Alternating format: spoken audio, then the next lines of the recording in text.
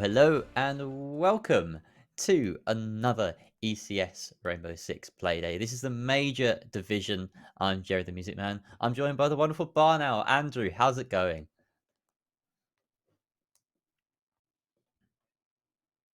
It appears you're muted on VMix. I am no longer. There we go. Hello, Rod. Yes, I'm super excited. I have not cast with you ever. No, that's not true. Is that not true? I don't think I have. Together. It's been a while. It's been a while. I'm pretty sure we did some about 2 months ago, but you've done so much casting. It's a blur. I've been paying loads of attention. Yeah. So have I. This is going to be an interesting cast, ladies and gentlemen. Everyone at home, just sit back and relax. We've got some really good games coming up tonight. It's just the one best of two. AYB versus Skittle.jpeg. These two teams had really mixed results last season. Well, differing sort of experiences last season. Skittle.jpeg, this is the team that were formerly known as Free Up Tom. They managed to push themselves all the way to the grand final last season, but fell at the hands of Shreks and Hobbits. So a very different look lineup here. Kangaroo Kenny still at the helm, but Joker, Stockage, TGX, and Patrick on that roster. And then you may recognize some of the names above AYB. This is the old immense roster. Vapor, Yuri, Choco, Wolfie, and Scythes. Vapor and Scythes, I think, long-standing members of this league. They've been about, but they managed to survive the drop. They came bottom of the league last season, and then won their relegation match. So they're still here and they're fighting. You may notice that we've got a lack of stats here. That's because neither of these teams really have actually properly played yet in a rather bizarre turn of events. This being Playday 2, you'd expect them to have played, but yeah, a couple of with a disqualification and an unfortunate forfeit due to a lack of a completed roster. These teams have not yet played in this season of ECS, aside from the quals, due to who got disqualified and who were unable to forfeit. We do have, I believe it's AYB currently sitting in about the middle of the leaderboard. We've got themselves 6 points after a forfeit earlier on. Skittles, however, they were the ones to forfeit previously. Skittles have no points on the board. But we're early in the season, and you can get 6 points in a match. And so this is going to be really interesting to see if they can claim up the lost ground, find themselves here in the middle of the leaderboard within reaching distance of those higher spots. Because if they don't, AYB has a pretty good chance of leaving them pretty heavily in the dust. I'm interested to see how this new look Skittle JPEG team come out, because they're well, yeah, it's really the only continuing factor is Kenny right there. And this is, despite them doing incredibly well last season, that's, when 4 players are changed, you really can't go and say, oh, we expect them to come out on top, or we expect them to come, really suffering. They're complete unknown at this point. They are. It's like a new team. This could be any team, and they've just transferred Kenny across. And I think one of the things that Free Up Tom really showed us, no, not Free Up Tom, Skittles, yeah, the one that Kenny's won. Kenny's team showed us previously were good team play. No one in those rosters really frequently jumped out in terms of kills. Every single game consistently. We had a few stand-up performances of an occasion in a matchup, perhaps, but it was the teamwork that really stood out as their strength. And now switching up the rosters like that, unless these guys have played before a lot in the past, starting from scratch with a team in Siege, more so I think than most first-person shooters and esports in general, it's going to really punish you. The call-outs, the fluidity of that communication, And we're going to put it to the test over here on Clubhouse and Consulate. Clubhouse, we've seen these guys play here quite a lot, obviously in the quals and last season. But Consulate, what are we expecting there? I expect the unexpected. This is going to be a really strange map because we barely ever see it at this level. I think it had maybe 1 or 2 picks in the entire last season. So seeing Clubhouse and Consulate both come up, no, sorry, just seeing Consulate come up is very surprising. Clubhouse is, run of the mill. We expect that here. Just to sort of dig a bit deeper on that Skittle kind of story, that like the time they had last season, it was a tale of consistency. They finished top of the table. They were very good in the finals, and they just fell short at the final hurdle. What was sad about it was that they did the exact same thing the same day before in Talent League. They had 2 best of 5 finals back to back and lost both of them. And I think that probably kind of affected them in terms of the sort of cohesiveness of the team, because they saw success in the sense that they were a good team at this level, but they just never quite made that final jump. So we saw them, they got so close to that, and I think we saw them fell down a little bit, and they were a little bit vocal afterwards about their kind of thoughts on those final few games of the thing that felled them. Now, I'm not in Talent League, but we saw them here in the finals fall to Shreks and Hobbits, and that Shreks and Hobbits bring a new style of gameplay to what is like the norm among a lot of these teams. We see Clubhouse and Oregon day in, day out with a lot of the same strategies, and it comes down to who can do the default strat the best, who can be the most consistent, who can follow it to a T and come out on.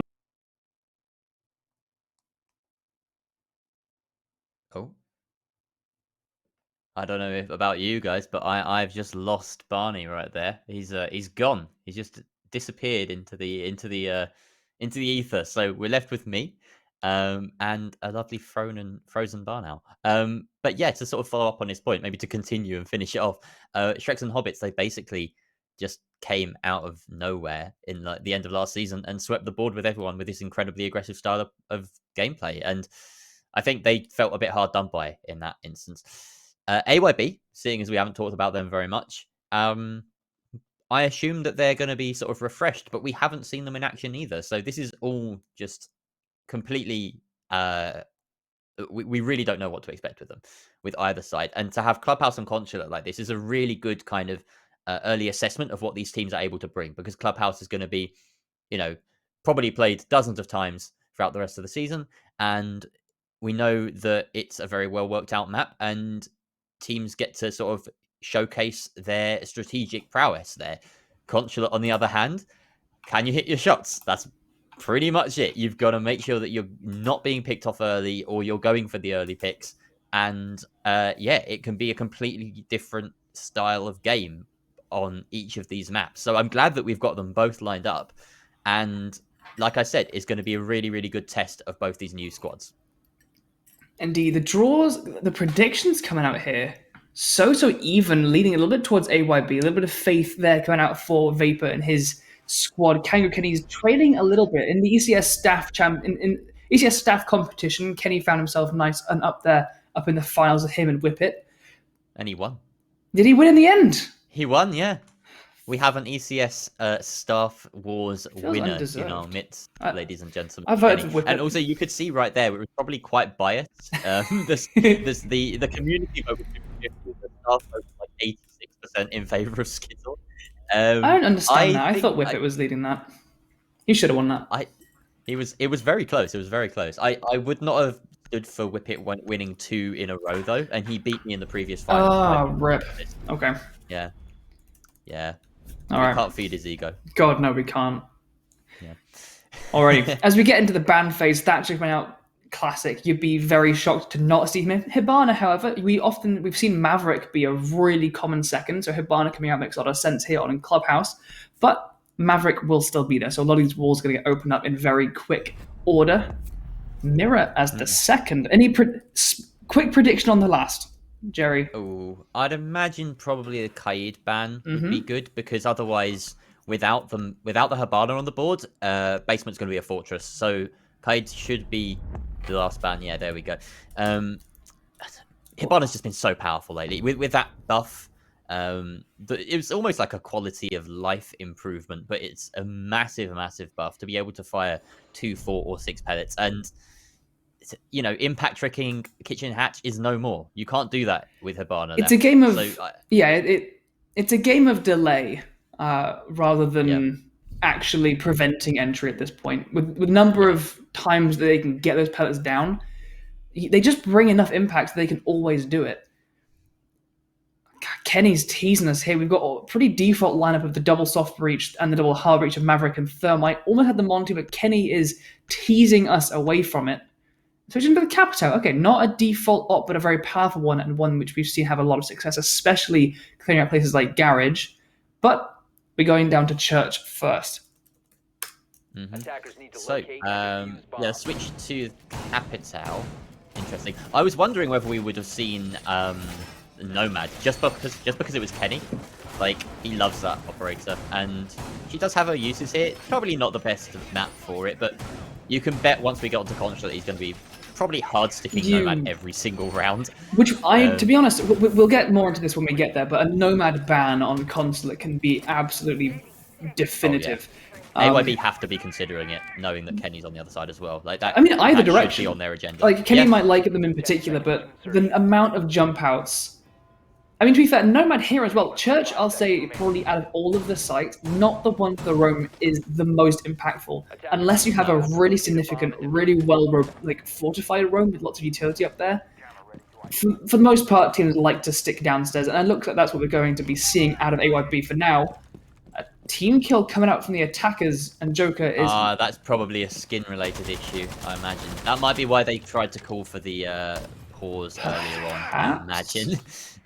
So yeah, that's unfortunate for Skittle, but that's the kind of thing that will occasionally stunt a new roster or players that are new to the scene, just not having these little details ironed out yet. But well, they've still got all of the key utility that they will need to be going forward with this round, so it's not the biggest loss. It's true, to lose the Ashe, but I mean they're Banshees.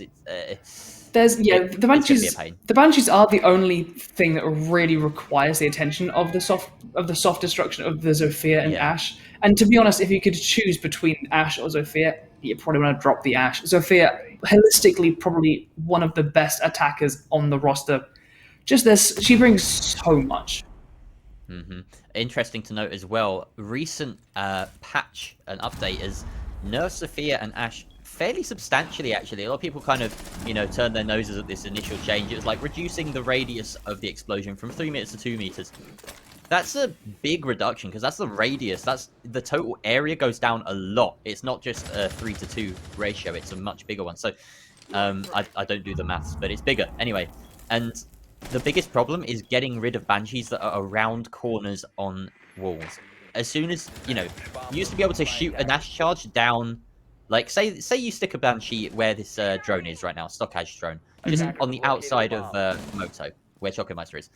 If you stick a Banshee there, against the wall, you used to be able to clear that from the Moto hatch, but you wouldn't be able to do that anymore, because the radius of it, say if it was stuck on the sort of next to the door frame, the radius of the explosion is too small now.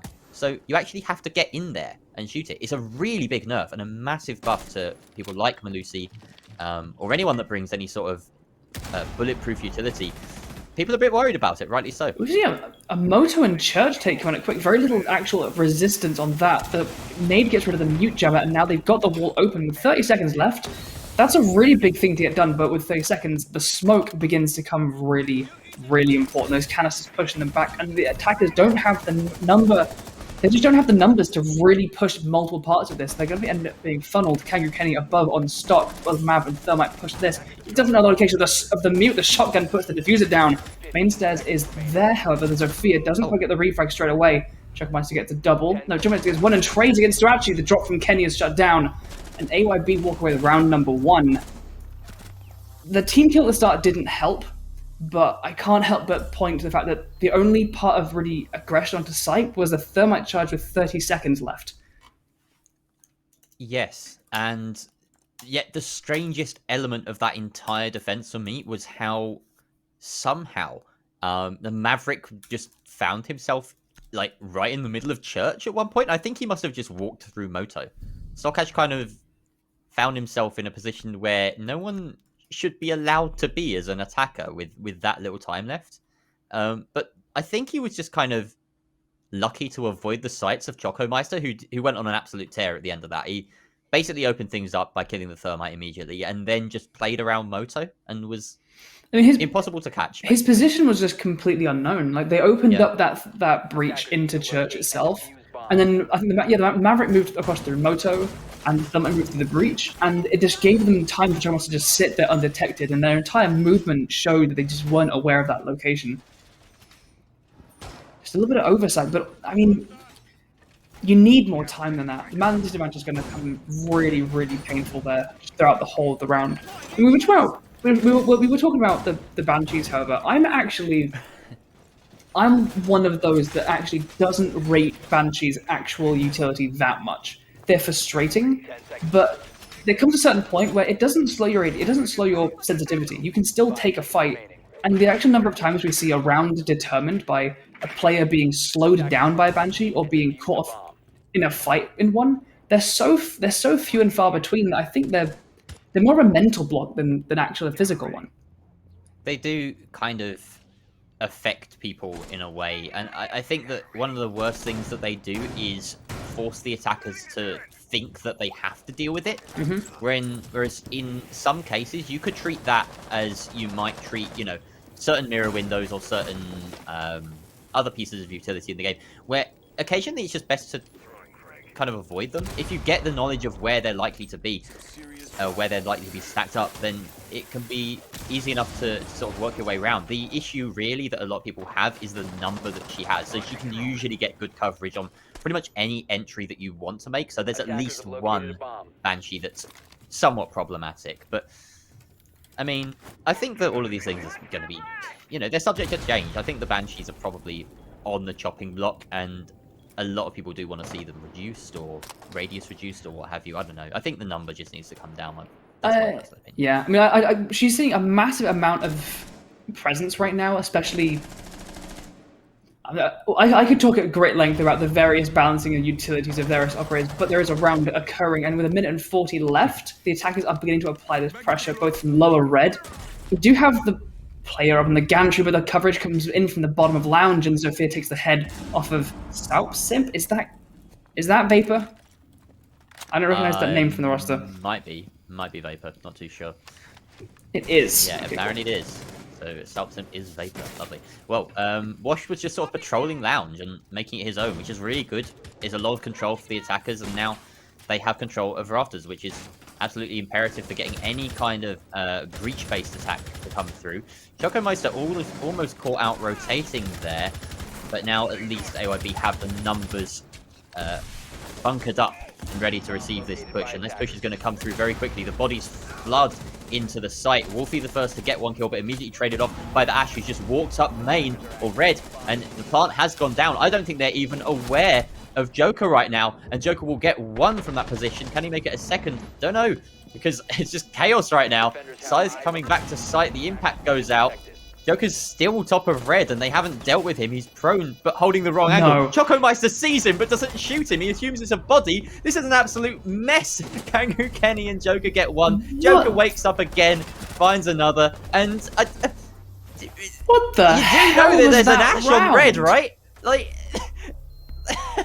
I mean, like, credit to AYB. They took garage control, lounge control. It wasn't very well contested. Like, they didn't really have an awful lot of presence down there. And as soon as Vapor was shut down in garage, all of that control was in the hands of the attackers. But that post plant, I mean, the fluffed nitro from the Goyo, unfortunate, that could have stopped the plant. But in the post plant, that was one of the messiest, chaotic post plants I've seen in a long time. Like, prone people on the floor, thinking their bodies. The courage from the Capita when the Malusi jumped out and he was prone trying to get the kill.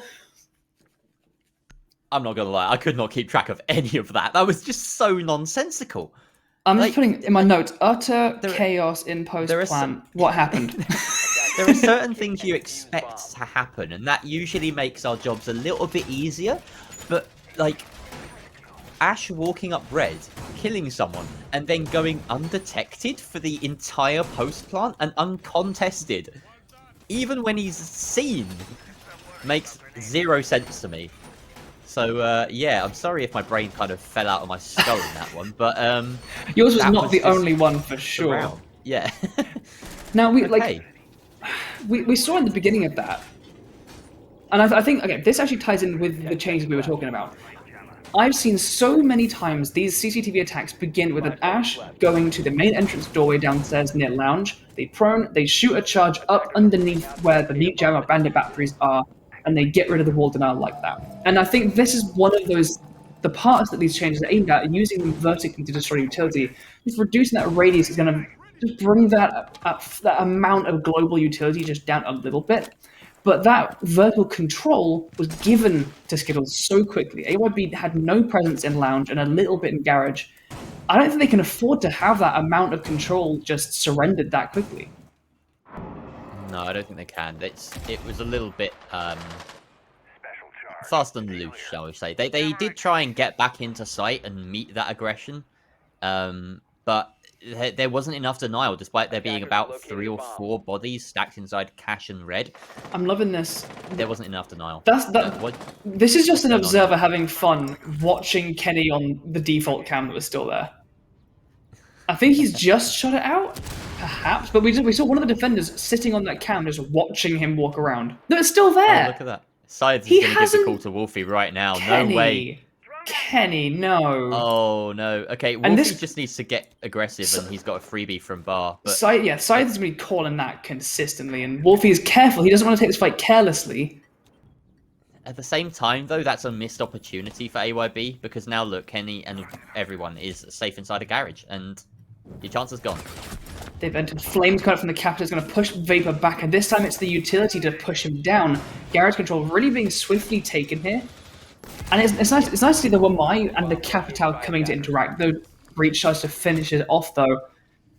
While the drone's coming out and it's going to spot out Wolfie, that hesitation when it comes to striking on that intel is going to get punished. Now they know where he is. He's going to have to go for a long walk if he wants to get back to site safely.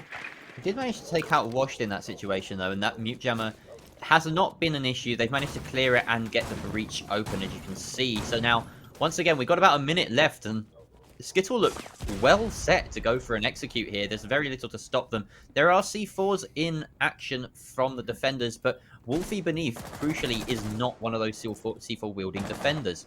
Choco Meister did quite well holding off Church. I think we're going to be looking to him to try and work some magic again. As you can tell that they're just prepping to rush in, and these holes are prepared between the sites. Yuri has one of those C4s as well. Joker's making a little bit of an entryway for himself. It's a bit tense. 30 seconds already elapsed since they managed to create these openings. I think Skittle are just taking a bit too much time here.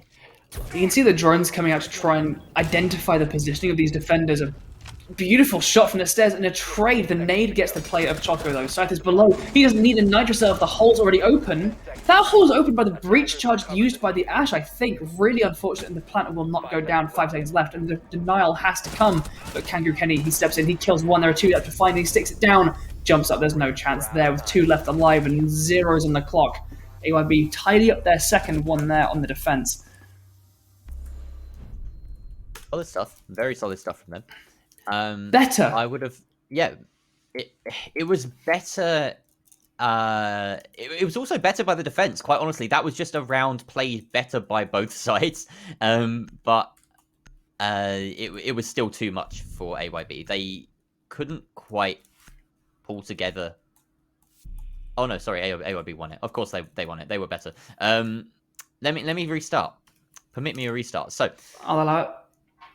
The defenders were well positioned for that take. Much better position than they were last time. Wolfie benefited certainly from the control that he was allowed to maintain in that middle floor. I don't quite know why there wasn't anyone applying pressure to that position from the attack. I suppose they just wanted to believe it wouldn't affect them, but finishing off the diffuse planter is a big bad for the attack. There's no other way to say it. Well, there are plenty of other ways to say it. I just can't think of any other way to say it. A slight lack of droning. Like they seem to be pretty diligent on their droning on site, but the fact that they never found out that 5th player for quite a while it took them journeying out from Garage into Lounge to find him eventually, and he was just allowed to be there. He didn't capitalize on it massively, though he did manage to get Zofia leading it to that 4 versus 4. I think credit to that Garage take. That was a really smooth take in from Garage once they had that ground, the use of the Cap Tower and the covering fire to make sure they had that entry was really nice. I can't help but think the defensive positions could have been a little bit more robust, though. A Nitro player beneath, perhaps, because to rely on the fact that an existing vertical hole can be used by the Jaeger, that's risky. You know, if Ash had planted somewhere else, just not on that open section, the Jaeger wouldn't have been able to see exactly and land that an easier kill, and the plant could have gone down. Yeah, I mean, there are reasons that you have these default plant spots, but I think that in that instance, Joker maybe could have read the situation slightly better. Seeing that there was those holes underneath, maybe going for one, I don't know, close to the wall. That's often a better sort of secondary spot. We're seeing some quite early aggression down main stairs this round. I'm going to have to cut short my analysis of the previous one because Joker's already got himself here, and this is a problem for the defense. They've almost offered up a slightly too much ground early on. I think what really matters now is how quickly the attack can get kitchen hatch open or take blue control. Either way. Indeed. When you go for a full bunker sit like this in Church, you do give the attackers the entire map, and it gives them that freedom to just get cracking on their objectives, to get these hatches open. Maverick's going to make short work of the motor hatch. The kitchen hatch stays closed, however. And a goo mine alerts the defenders to Ash's presence nice and early, so they're not going to be caught off guard by this push by any means. I like that Wolfie's Choco Mice is trying to play to deny kitchen reach, but as I say that, a frag grenade's going to be sailed down through Moto Hatch and down him. The pings are coming out that he is injured, but the question is, do Skittle commit to try and take this? They know that there's going to be support. They know that the nade over. No, not the double. Another frag grenade comes over. Doesn't quite thread the needle though. Patrick will take down Wolfie though, able to rescue his teammate but not himself, and now the gun can start to light up Skittle. Maverick found himself in this great position again, but a rebuttal here from the defenders. Kangaroo Kenny now taking one out for the attack, and we're in a 2 versus 3. Already the diffuser's being stuck down. Size finds one. Kangaroo Kenny going down, and now Patrick as well as diffuser dropped deep inside of sight. There's no way that this plant can go down successfully here. There's a Banshee going to be baiting out the exact location of Washed. He knows that one is in blue and one is in Armory. This is a tough position for him. He can just wait for the aggression to come to him. But that's definitely a big risk. He sees the tracers coming through from the Legion of Yuri. Finally takes the moment to clear out that Banshee, and now we'll try and stick the diffuser by Jukebox. This is very risky. A swing by either player will do it. Comes off the plant. 10 seconds back left. to Moto. The time is ticking though. His position is surely known. There we go. Yuri takes him out. And AYB managed to clutch that one out. I think at one point that was possibly a 2 versus 4 for them, but they stick it through and once again hold on to the basement. I mean, that position in blue is just so powerful. It really is the cornerstone of Church defenses because it allows you to just reach out and exert pressure on the entirety of the site. And the defenders, AYB, really managed to use that to their advantage. I mean, in that 2 versus 1, they played it perfectly, right? Like, don't give him the aggression. Give him a bit of pressure. Let him know that you're watching, but don't peek out. Don't give him those easy 1v1s. And they just let him bleed down the clock. And this just took him away at the end when really there was no chance left for him to get a diffuser down or get both kills. So really nicely played there, AYB. That kind of tempered aggression at the end to just really make it unwinnable almost there for Washed. Aside from heroics, nothing short of that was going to give him that round. Bombs from being defused by attackers. So now, AYB having successfully completed a couple of defenses in a row, we're seeing them now move to Jim. So a tough site to defend without the help of a mirror. A lot of the times when we see mirror make her way through fan phase, you even see teams take this site first because of her strength here as opposed to everywhere else on this map. She is very strong here. No, yeah, go ahead. Yeah, she's great, but there are other ways of going about it. Maestro is certainly powerful. I wouldn't have really thought to bring him here. There are other options, but I think the main thing is that they're going to be extending into cash. They've got Yuri banditing off this wall, and you can expect that they're going to hold cash quite firmly with this lineup. Castle, Bandit, Mute, lots of Dinar on board to try and keep that extension ahead. defend themselves. Something that we've seen quite a lot is, I mean, one, we've seen at places like Clubhouse, Villa, Oregon, these defender-sided places have actually almost statistically become either even or attacker-sided, because teams have really figured out how to pull apart these defenses on the classic sites, and the one exception to that is Gym. So I say almost every time I cast it because it's what I see every time. That's kind of the task. A great extension here being blown away by the Maverick. A lot of teams, they pick their side to make an entry. They clear through cache or construction, or they get Jacuzzi Wall, both attempts being made here, and Jacuzzi Wall will be the first one to buckle. But once they get there, we don't see attackers have a great execute plan, like what the actual get into site and plant stage of the plan is. And I really want to see if Skittles can bring that. They've lacked a little bit of momentum in the last couple rounds. But let's see if they can show us something more. Plenty of utilities spot out their locations. There goes one either line, so Maestro not getting immense value really as a pick so far. We'll have to see where that second one is, and maybe it'll be a bit more impactful. But imagine probably in the site. Joker's going to try and apply some pressure underneath, but judging by his movements, Kangaroo Kenny will open floodgates here as Wolfie will respond onto the Stokage. So we lost the Castle and the Maverick in that. Looks like attackers as well, getting ready to push deep into the site. Kangaroo Kenny's found himself in logistics, slicing deep into the heart of his defense, and he picks off Fury while he's at it. A flashbang going out to protect himself while he goes to the push. Washed finds one, another for the Zofia. No, sorry, that's two for Ash. Joker just taking construction, and Skittle just sweep the floor with this entire Gym defense.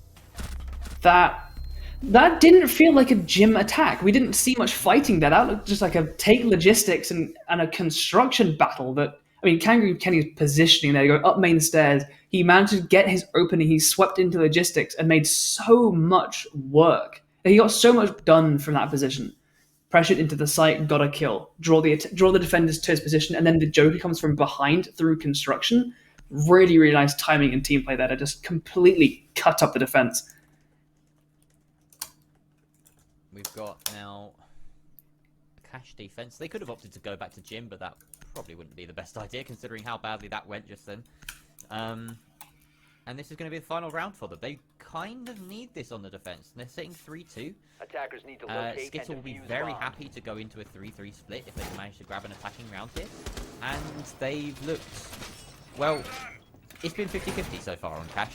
So, very difficult to call. I think that Skittles executes, especially their early round, has been exceptional on these cash takes. They didn't quite get the execute right in the most recent one, but I feel like that was just misreading some of the situation. They had plenty of time to work with, so 10 seconds remaining. I do wonder if we see them in a similar situation, or a worse situation, with say maybe 40 seconds or 30 seconds left to execute, if AYB can actually put up a bit of a fight in the early round and deny some ground, that instead of kind of offering it up like they have been, or, well, they haven't been holding rafters particularly well either. I think that if that doesn't happen, then Skittle will really struggle. Skittle need a successful early round, because even without it, they haven't been consistent. They haven't. Though, curiously, we've seen Skittles, there are areas of their attacks which could be capitalized upon. You know, we saw how long as default cameras were left to exist. Their attacking is not flawless. But AYB really need to jump on that if they want to keep punishing it. They're so quick to open up Garage here. This is the second time we've seen them opening up within the first minute. Stokage trying to get that nade in to get rid of the mute jammer, but instead he eats the brunt of a C4. Nice little attempt there by Chocomeister to prevent that breach, but it's still good. That drone's going to be landing in a few seconds. I don't know if that made... Yeah, no, he is trying to drone out Garage, so that wasn't the intention. Wolfie, though, lurking beneath. He's been pretty impactful so far for AYB. And he needs to be checked out, because this is how AYB kept themselves in it last time. Wolfie was able to regain control of Lounge, get a pick, and then influence the execute by taking out the planter. So Skittle need an eye on him. Kenny once again trying this Capital Bolt to remove the Wamai from position, but of course these discs do eat up the bolts, and taking a smoke to start things off. No real way of executing onto that. And once again, Wolfie, unchecked, will take out Kenny. You caught them droning out that basement, and finally the pickup does come. The trade comes out from the Ash as he shuts down Wolfie. But that little bit of just lack of droning, he was allowed to be over by Bar last time undroned, and this time down in the basement, and both times he gets a kill for it. Tanker came off the board. He did use a lot of his utility, and Viper is now cut off as the breach over on CCTV is opened up. Less than a minute on the clock, though. A lovely shot from Joker keeps chipping away, and it's only Choco inside. Sides left. Kill down, come down some red stairs. However, this is a difficult fight to take, and Choco's doing a lot of work from there. Diffuser trying to be set here. It's effectively a 2 versus 2. Diffuser being set, and the down is confirmed. The Diffuser dropped, though. There's a brilliant little kill there from Chocomeister from beneath.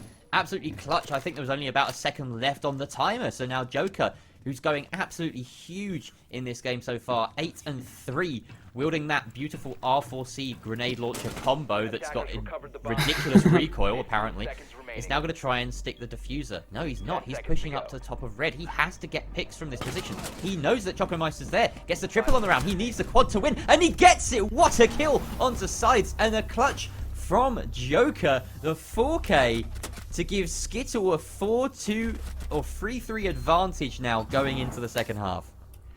One of those players was going to get a 4K with Joker or Choco. I mean, Choco did in a 2 versus 4. Choco pulled out a 3K and pulled that into a 1 versus 2. Just Joker just reading it and being so careful. You wanted to see a fraction more patience coming out there from either Choco or, I forget which one it was, the last other defender. Kind of the opposite of what we saw earlier. When we saw that church defense where 2 of AYB held back, that tempered aggression from Blue. That time they were just a little bit too close and allowed themselves to get taken to 2 1 versus 1 fights. And the Ash Joker is going to be picking up those 1v1s. Wow, that was a beautiful one. I'm glad we finally got to see a real highlight clip for this game. That was just, it was inevitable. It was a long time coming, and Joker has delivered. That was an excellent half from him in particular, already hitting double digits for the game. And he's putting the team on his back right now. This is a great split for Skittle as well. 3-3 now going into their defensive half. We know that Kenny, well, the team that once was Kenny's, like Clubhouse and play well on Clubhouse, but it's a question of whether he can lead them now to, well, lead this newer roster to the same kind of success here that Free Up Tom saw last season. AYB, they look better. This is quite good. I'm very pleased to see it because they had a struggle last season. And sure, 3-3 defensive split on Clubhouse isn't too bad, but we've seen a marked improvement, I think, on their performances from last season. Yeah, especially with the defender side of nature kind of receding, a 3-3 really is all to play for from both teams. I really couldn't call it at this point. Both teams, I'm gonna give them like a 7.5 out of 10 in terms of playing quality. I'm gonna give them both maybe a 5 for immaculate precision. We're seeing some really good play, some standout gun performance, but occasional small mistakes, and a little bit of repetitive nature. I mean, when we saw AYB on the defense, we saw that player up in rafters with the same setup every time. It delayed the attackers a little bit, but I know coming out. Does Zofia know how close? No, the Jaeger is on the layer down below. I thought for a second Zofia was just creeping up behind the Jaeger for a knife. Nah, just trying to control any strip roamers, I think, with that angle, but there aren't any. Chocomeister's in position, and this is fairly standard from AYB so far. So the question is, can they get can they get these hatches open efficiently?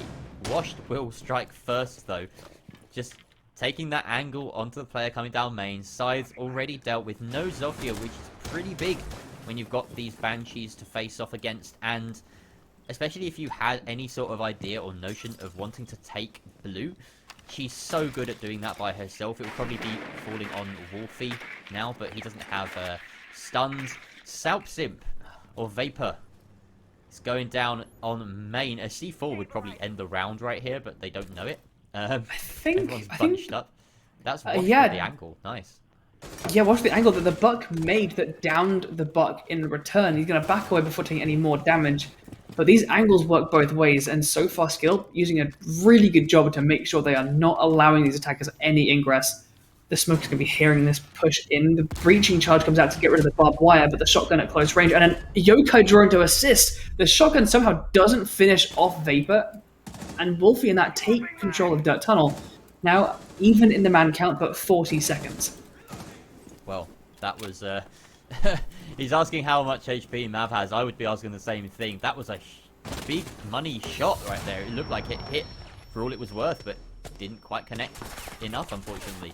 Chocomeister now setting the diffuser down, but Stockage has other ideas as he pushes up to Dirt, and now the cover is blown. Choco has to fall off it, decides to stick it deeper inside of Armory, but the defenders just come alive with all the kills. 1 kill for every single remaining member of Skittle. They just push the planter. There's the most important frag right there from Stockage. Just really good team coverage there. When it came down to a relatively even man count and low on the time, they just took a bunch of varied positions. So they weren't going to bunch up. They weren't going to be a spray of kills. And just every entry, whether it was the hatch drop or the push in through tunnel, all of the coverage was there. And it just, every one of them worked. Really, really good coverage there at the end. We can tell him if he wants. He had about 16 HP or so. It was around that amount.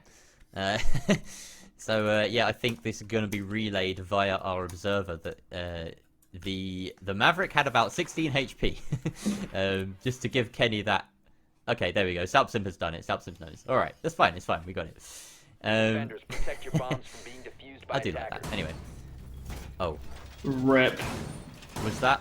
Oh no! Absolute rip. Oh god! Went for an open... That was completely unintentional. You can tell he was trying to cheese up the wall. Is that the second team kill? That's the second team kill on Skittle.jpeg's time earlier. I don't know. It doesn't look like the VAT was wearing any odd. No, gear, that looked like an so- accident. Earlier Yeah. on, there was a team kill due to a skin mix-up, but that looked like I'm going to open the wall so we hear anything happening, so that Patrick can bandit trick. And then his screen for a frame was just full of Megan, and that feels weird to say. Valkyrie's name is Megan, but so is my girlfriend, and that just felt really weird to say. Defuse a bomb. Moving on. The Valkyrie being dropped that early is going to be massive, though. No time to deploy those cameras. Probably more important than the C4 that she has also dropped. And now Stockhouse is going negative. Not really his fault, but, you know, what can you do? You can't really blame him. But that really hurts. That's really got to hurt for Skittle, especially those Valkyrie cams would have been so useful. We now see, well, I mean, they don't know who exactly has been killed Bomb located by unless they attackers. droned it out, which is unlikely. Getting a drone up there early on is a bit risky, but, well, it doesn't matter. They've got that man advantage. That's what really matters. So, Wolfie is being droned in here by Chocomeister. Kenny is trying to hold fairly aggressively in construction.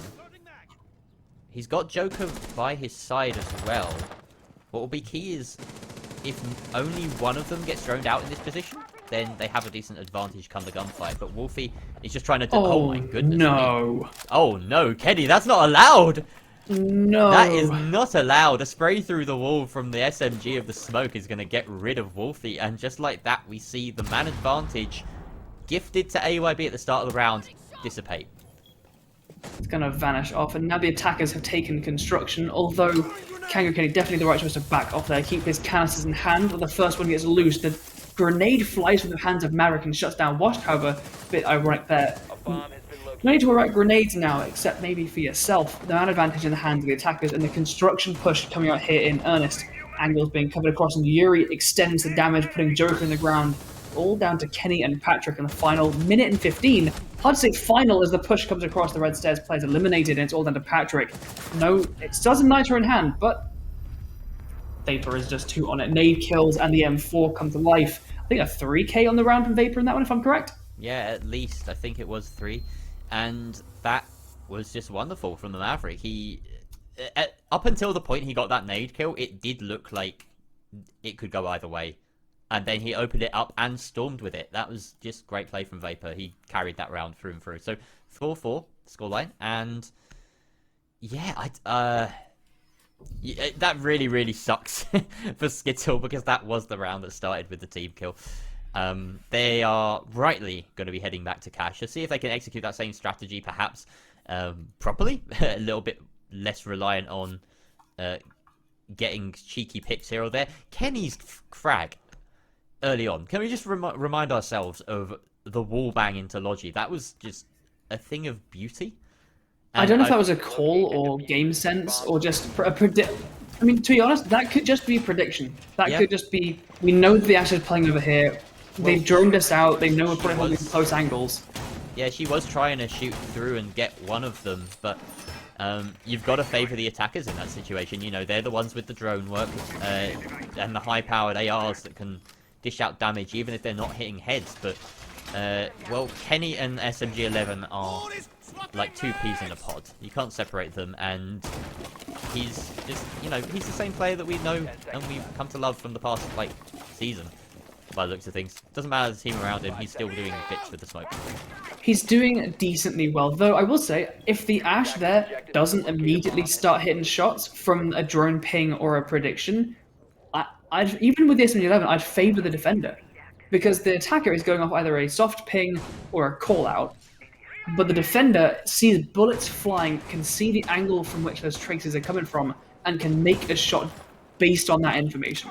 What they really needed there from the attack was just a bit of pressure on the window as well, to kind of catch everyone off guard. A proper pinch would have spelled the end for Kenny. And I think at that point Joker had retreated as well, which was a wise move. You don't want to both be caught out in construction, but yeah, that could have been a freebie really for AYB, and they kind of lost it. Luckily for them, Vapor was just up to the task of turning the round again on its head. So we find ourselves now, well, not too deep into this round, only a minute elapsed, and already Wolfie has found the opening frag onto Wash. That's a Jaeger dealt with. Once again, this control from the west side is really high on the priority list for AYB. I'm liking this 2-3 split as well. We've got what looks like the Maverick and I think the Ace of Choco. No, I think someone in assistance over there on that east-hand side, while the rest of the attackers push in from master bedroom. They can both open the breach already, as we can see there over in CCTV. And when it comes down to that construction take, having that wall open with Yuri there covering on the buck, you can really just cut the side up completely. There's just nowhere the defenders can move with any kind of freedom. This is good control. This is very good control for the attackers. They've also got that breach open on CCTV, so with, what's this, 75 seconds left, they're looking to open construction wall. There's not too much denial left. Stockage, with those new impacts on the Valkyrie, is able to deny stuff, but Joker's going to actually find a reply late on to get that man count even. Yuri dealt with. No more buck. No more flash grenades. Salptemp once again, Vapor getting in position to try an entry on in. He's already spent both of his frag grenades though, and he will find the opening pick of this execute onto the smoke. A big one at that. That is Kenny gone. Yeah, Kenny off the board, and Joker as well on the other side is still actively on the Malusi getting some kills. Stockage, however, continues it. Sides shut down, and we're in an even man count. Stockage running about. Impacts expend, but Wolfie here on the Ashe is looking hungry. The push comes in, Choco shuts the head off of Stockage. Patrick gets the trade into Wolfie, pushes in 2 versus 2. I heard a plant sound, that won't last long. The Nitro comes out, and it's all Patrick. And Joker left, and it's Vapor to try and clutch. We've seen some clutches happen here before, but Joker isn't having none of it. We're seeing people worrying about the MP5 losing its angled grip. I'm gonna say probably don't worry about that. No, it's never been a problem for Doc or Rook, so I really doubt it's going to be a problem for Malusi. I think this is just a bit of it was a weird idea to get rid of that. I honestly don't understand the thinking, but either way, that's we're seeing the same thing. This is such a close contest. They've traded rounds on cash once again. Defense start on Church, win a round. Attackers then take cash. Attackers then lose cash. We're going to see Church, and should this trend continue, then it will be Skittle winning a defense here. I think. No. Am I wrong? Yes. No. I have to do the maths. I'm Yes, looking at a Skittle table was of supposed to numbers, run. and they're all just blurring together. I know. They're just floating off the screen at me. What I do know, though, is... The script is that Skittle win this. That's the script, okay? Well, we always like to tear those up and throw them away. I'm seeing Joker on the Malusi, and she's sitting actually in a very similar place to Jaeger, and it's one of the reasons I think people are a little bit frustrated with it. Aside from that, the Banshee's a bit frustrating. Not, in fact, I don't think they're all that powerful. I don't see them very often be round defining or a massive problem. They're just fancy barbed wire. Yeah, really. when you consider that Jaeger brings barbed wire and also 3 ADS and has a better gun, he's still a bigger problem, in terms of the meta, quite honestly. So the only difference is that, of course, they kind of enable each other, right? Because you can soak up any explosives with the ADS, and then that protects the Banshees. So those two in combination are really impressive. And she brings 3, sure, yeah, fine. But you'll never see at least one of those. It will be someone else covering a potential area of ingress, so you'll never see it. To be fair, you personally might not, but the attack as a whole might come across every single one of them. That's true. As a team in general, you very well might. I will secede that. But it's just fancy barbed wire. If you can get close enough to punch it, you punch it. If not, it gives away the sound, just the same as barbed wire does. You can use an explosive to get rid of it from range, like barbed wire. But she's one of those ops where you place you place the Banshees, forget about it. You can die now. Your utility's there, and now you can run around as a 3-speed with a nitrostellar impacts and go on a killing spree. And I think that they need to make more operators more active on the defense. So for sure, you have to sit tight and be careful to watch your angles. It makes sense to have gadgets that do the job for you in some regards. But I do like the sort of philosophy behind operators like Legion and Wamai, for instance, who have to gather their utility during the round, staying alive to make it effective, or ones like Echo or Maestro that have to actively get onto their utility to be useful. Although, you know, they are still delivering intel, so maybe not the best example, but still people that get the most out of their gadget while they're on them in some way. It encourages a mindset of, I can kind of be reckless now. Yeah. Cool. My utility's down. I've done my job. Bye, guys. Good luck. I'm gonna go and try and get kills, and that can win rounds. It's a strange kind of enigma of Siege, or the what do you call it? I can't remember the word. Where the aggressors are actually the defenders in a lot of cases. Like it falls on the defenders to actually take fights a lot of the time. Chocomeister and Salpson are going to open up the scoring, though, while we're debating the meta and game design. And Kenny and we'll Wash start a podcast for this later on. Oh, that C4's not going to hit. Oh, it does! Did that detonate mid-air, or did someone fall into it? Either way, it gets one. Sides and Vapor will still take another out each. Joker will respond. The diffuser is going down. It's only Joker now in a 1 versus 3. He has to pull up another massive clutch. C4 goes out, but again, that one will not hit its mark. Just chipping Chocomeister. He's lost maybe one chunk of dairy milk, and now that lovely shot up through the hatch will kill someone, but Sides is the one to respond. Yeah, an unexpected prone angle that usually flicks around immediately and gets ready for it. I mean, Joker's pulled off some heroics before, and he'll add to his kill count, but not quite enough to win out a 1 versus 4. Nah. I mean, he's been playing fantastic. Even in that situation, he did brilliantly to get 2 kills. That was incredible. But I mean, the read to look up at the moto hatch and wait for it, predict, nails the headshot, moves around. Just an unfortunate, unpredictable piece of. I mean, good movement. I think it was from Sides to get down on prone, get in an unpredictable position, and win that fight against, frankly, a very potent gunner. And that is the script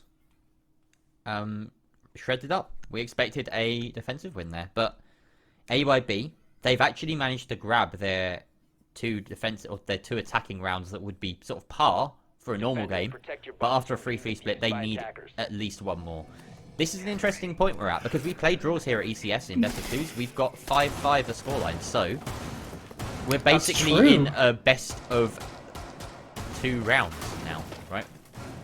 Essentially, there's no overtime to come for this, so either 2 rounds come and one of these teams takes it, or they go back and forth and they only take 1 point each for this map, and we'll find a way to concert to see if they can pull ahead from their opponent. Once again, setting up in the base. I like that they want to hold this out. I was very surprised to see that attack succeed. But at the same time, they had plenty of time to do the work that they needed to. They had so much time to get into position and drone it out. There wasn't any real effort from Skittle to take out drones and fall back, which is something you might see. You see quite often players not necessarily roaming, but playing, you know, around the main stairs, around secret, just waiting for those early drones to come in, shooting them, falling back, because, you know, it's risk-free. What isn't risk-free is this heavy roam from Joker, who, you know, if you're to look at the kind of stock that AYB have, or that Skittle.jpeg have, in terms of their players and how they're doing, it's that you don't want a player that's influential in the game to go down like that. And that was just surgical. I mean, yeah. Roaming on the top floor, they obviously made a very quick entry up to get into cache like that, to have the angle into construction. Drone comes out from Jacuzzi side, just pinched across the top floor in the first minute, and that is Joker, your lead fragger. A Nitro Cell gone. Really nice efficiency there, and that's going to be top floor, completely established. Wash missing out on a drone there. Tasty drone. Gets it though on the second time of asking. So, safe to fall back now. Moto Hatch still hard, so he can play this position for the time being, try and deny anyone coming down main. But these angles being played by side for soft floor, so key, and you can see exactly why. Managing to pick off the Jaeger inside of Moto, and now the attackers are free to do as they like. They can come down main, they can open up Moto Hatch. Chocomeister trying to do the rest of the work here that's been started by his teammate in Vapor, and that hatch damage accumulates now. So they managed to open kitchen. They've got this two-man advantage. Looks like AYB are sitting pretty and ready to take this round. They've done a really good job of their setup, but an unpredictable angle from Kenny. Shoots a headshot onto the Maverick. A really good bit there, and it's going to... yeah, I know it. You got to expect the unexpected, and Kenny, I mean, that's what you said. A drop comes out, go for the plant, but no, it's shut down immediately. The trades go backwards and forwards. Yuri shuts down Kenny. What? Patrick is there. Patrick gets a double, and he pushes up the stairs, and he takes top control. Buck is alone downstairs. He's got defenders above him and around him. In a 1 vs 2, we've seen 1 vs 2 get clutched back. We've also seen them get failed upon, and a little bit unfortunate there. Like, how did you do that? But more to the point, AYB, how did you lose that? I don't know why the Valkyrie was allowed to push up main stairs like that. Both players at the top were just completely oblivious. Oh, wow. That just was multiple lapses in... not care awareness, perhaps, is the right way to say it. I mean, Chocomaster was going for a plant very quickly. He did not have the cover for it. He was shut down immediately. And it looks like the rest of the attackers weren't quite ready. I'm wondering if Chocomaster just maybe saw on a drone that he thought it looked clear, and he was just eager to get the plant down, and he maybe jumped the gun a little bit. But either way, it looked like the attackers were kind of scrambling for a post plant and didn't really know where they were or where they needed to be. The most puzzling thing in all of that was that the attackers at no point got Moto Hatch open. I think that if you get Moto Hatch open, then suddenly Patrick isn't feeling quite as brazen as to just waltz on up main stairs. You know, suddenly those vertical angles and the control that the attackers should have just become a bit too hot, and you play that slightly more safe. Even in the 3 vs 5, you know, there's hope.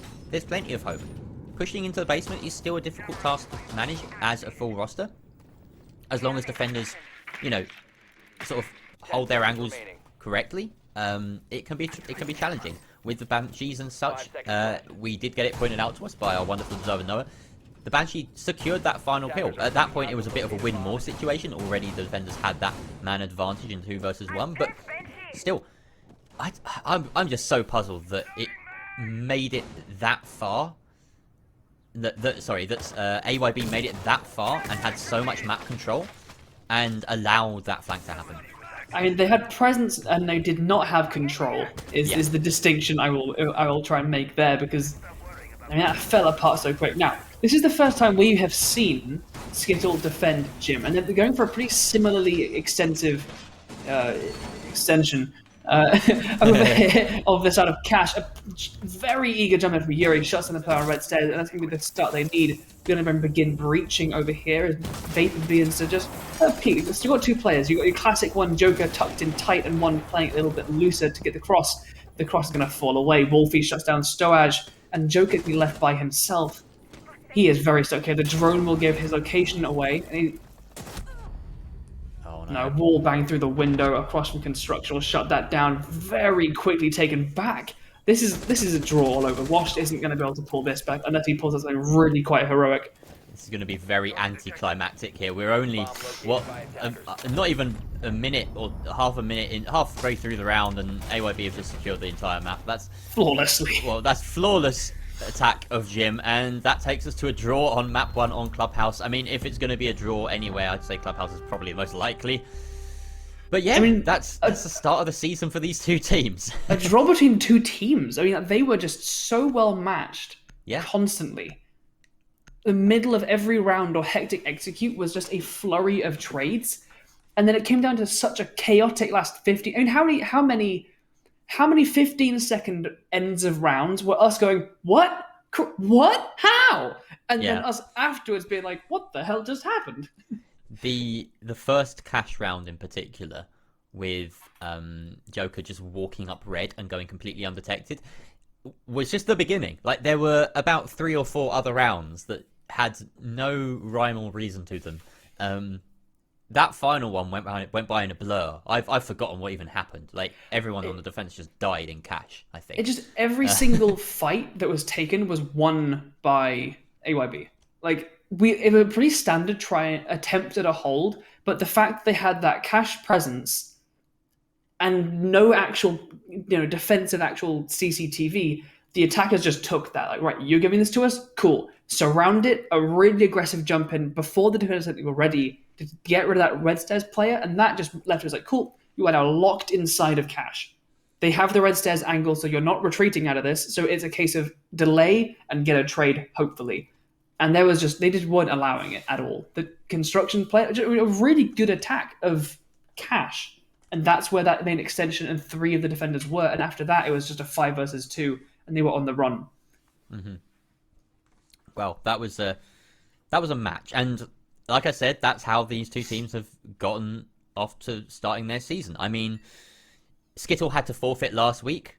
AYB were the recipients of a different forfeit last week. Mm-hmm. So they both put their first earned points on the board, and it's only a single one. But AYB still looking better. They're on 7 right now. So by the end of the day, I'm just going to have a quick look at the sort of standings for the time being.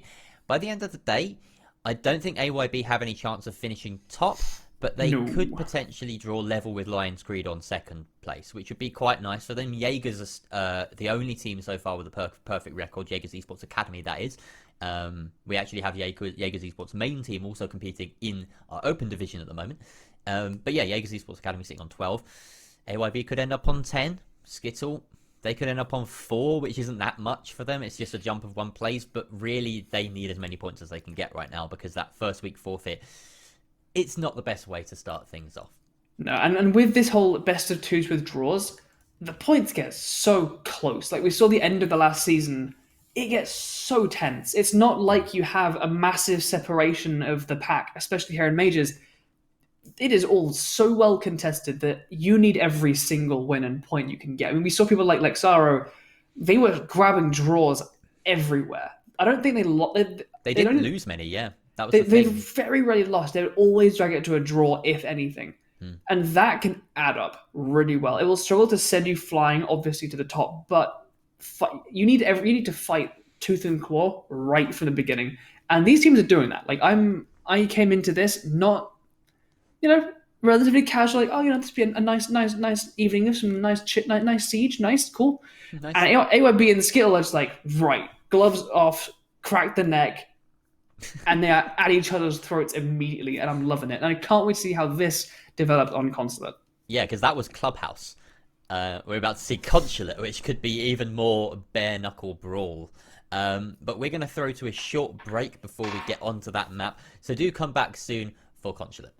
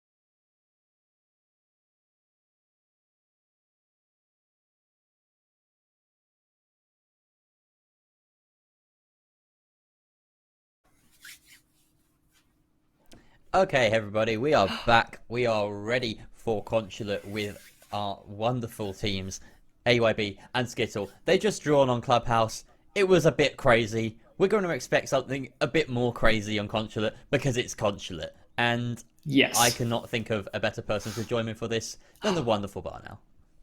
It's me. Look, you. I look the right way. Great. Yeah, no, we're going to console. I'm super hyped.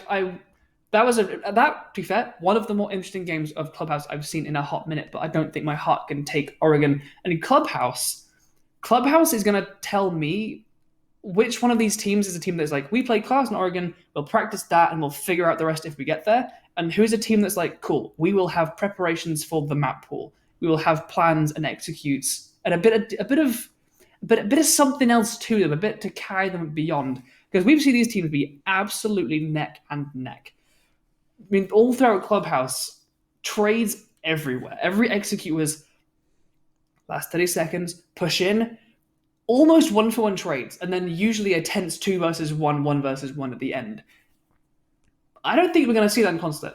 I think we're going to see one of these teams begin to pull away, but I could not tell you which. It's a really tough map to defend, Consulate, in a lot of ways, and I think whichever team takes an early advantage on this map tends to snowball that advantage, because you suddenly have someone really important missing that can't cover an angle. Your back is exposed, there's a run out that happens that just compounds the pain. It's quite often that way. Or on the defensive side, you lose a key position, suddenly this repel is free to do whatever they want. They can actually swing the window essentially way more aggressively and get more picks for themselves. So it's a really, really horrible map to defend in general, but also a horrible map to go down on early. And I think that while we see in Siege opening picks be so influential, I don't know about this statistically, but I would hazard the guess that Consulate, it's like probably the epitome of that stat. I wouldn't be surprised to see that be correct. And just as much as you're saying that it's difficult to defend, if you're an attacker and you get inside the map, it is a map that is so easy to rotate on. The number of staircases across the 3 floors, verticality and rotation are massive in this. Pulse, so powerful and important. IQ, massive. Valkyrie, Nomad. These are ops who can have such an incredible impact. And I hope that we see AYB and Skittle leaning into that, either in their play or their bans. And you talk about if attackers get into the map, that's one of the biggest problems right now for attackers, is to actually get in. And we predicted it before we even got onto this map. We were talking about it during during Clubhouse. The Nomad ban is coming out, and interestingly, is coming out from Skittle.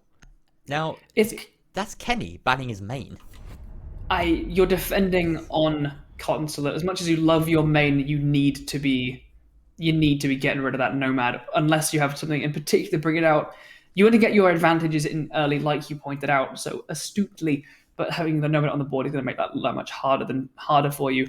Thatcher Mayor as the second ban as just a little bit of clarification on timers and stuff. Yeah, I think we're just checking whether they want a slightly longer break, because there was a slight error on our end apparently, but it looks like they're happy to play, so we're just going to go right on ahead. And it's good to see that sort of not coordination, what am I saying? Sportsmanship and just positivity. I like it. It's nice. Hearts in the chat, everybody. Yeah. It's right. My girl, Nomad and Valkyrie. Oh. Yes, I'm a little bit more surprised to see Skittles banning the Valkyrie than the Nomad. They're banning the Nomad because they want to get this advantage in early. They want to be able to rotate and run out freely. Valkyrie facilitates that like nothing else. I think maybe they just want to play inside the map on both accounts, right? They don't want to enable runouts. They don't want to have to worry about runouts. Maybe they're going to be going for more kind of peaks, like very early peaks, where you can get those angles onto attackers that aren't close to the building yet.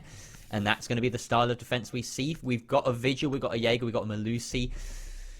They have the potential to peak. I feel like they're operators that will knock a hole in a window more often than others, but starting on lobby press room as our first defense, and this usually telegraphs a very kind of, well, a roam-centric side, shall we say, not just a roam-centric defense of this site, but a team that wants to roam.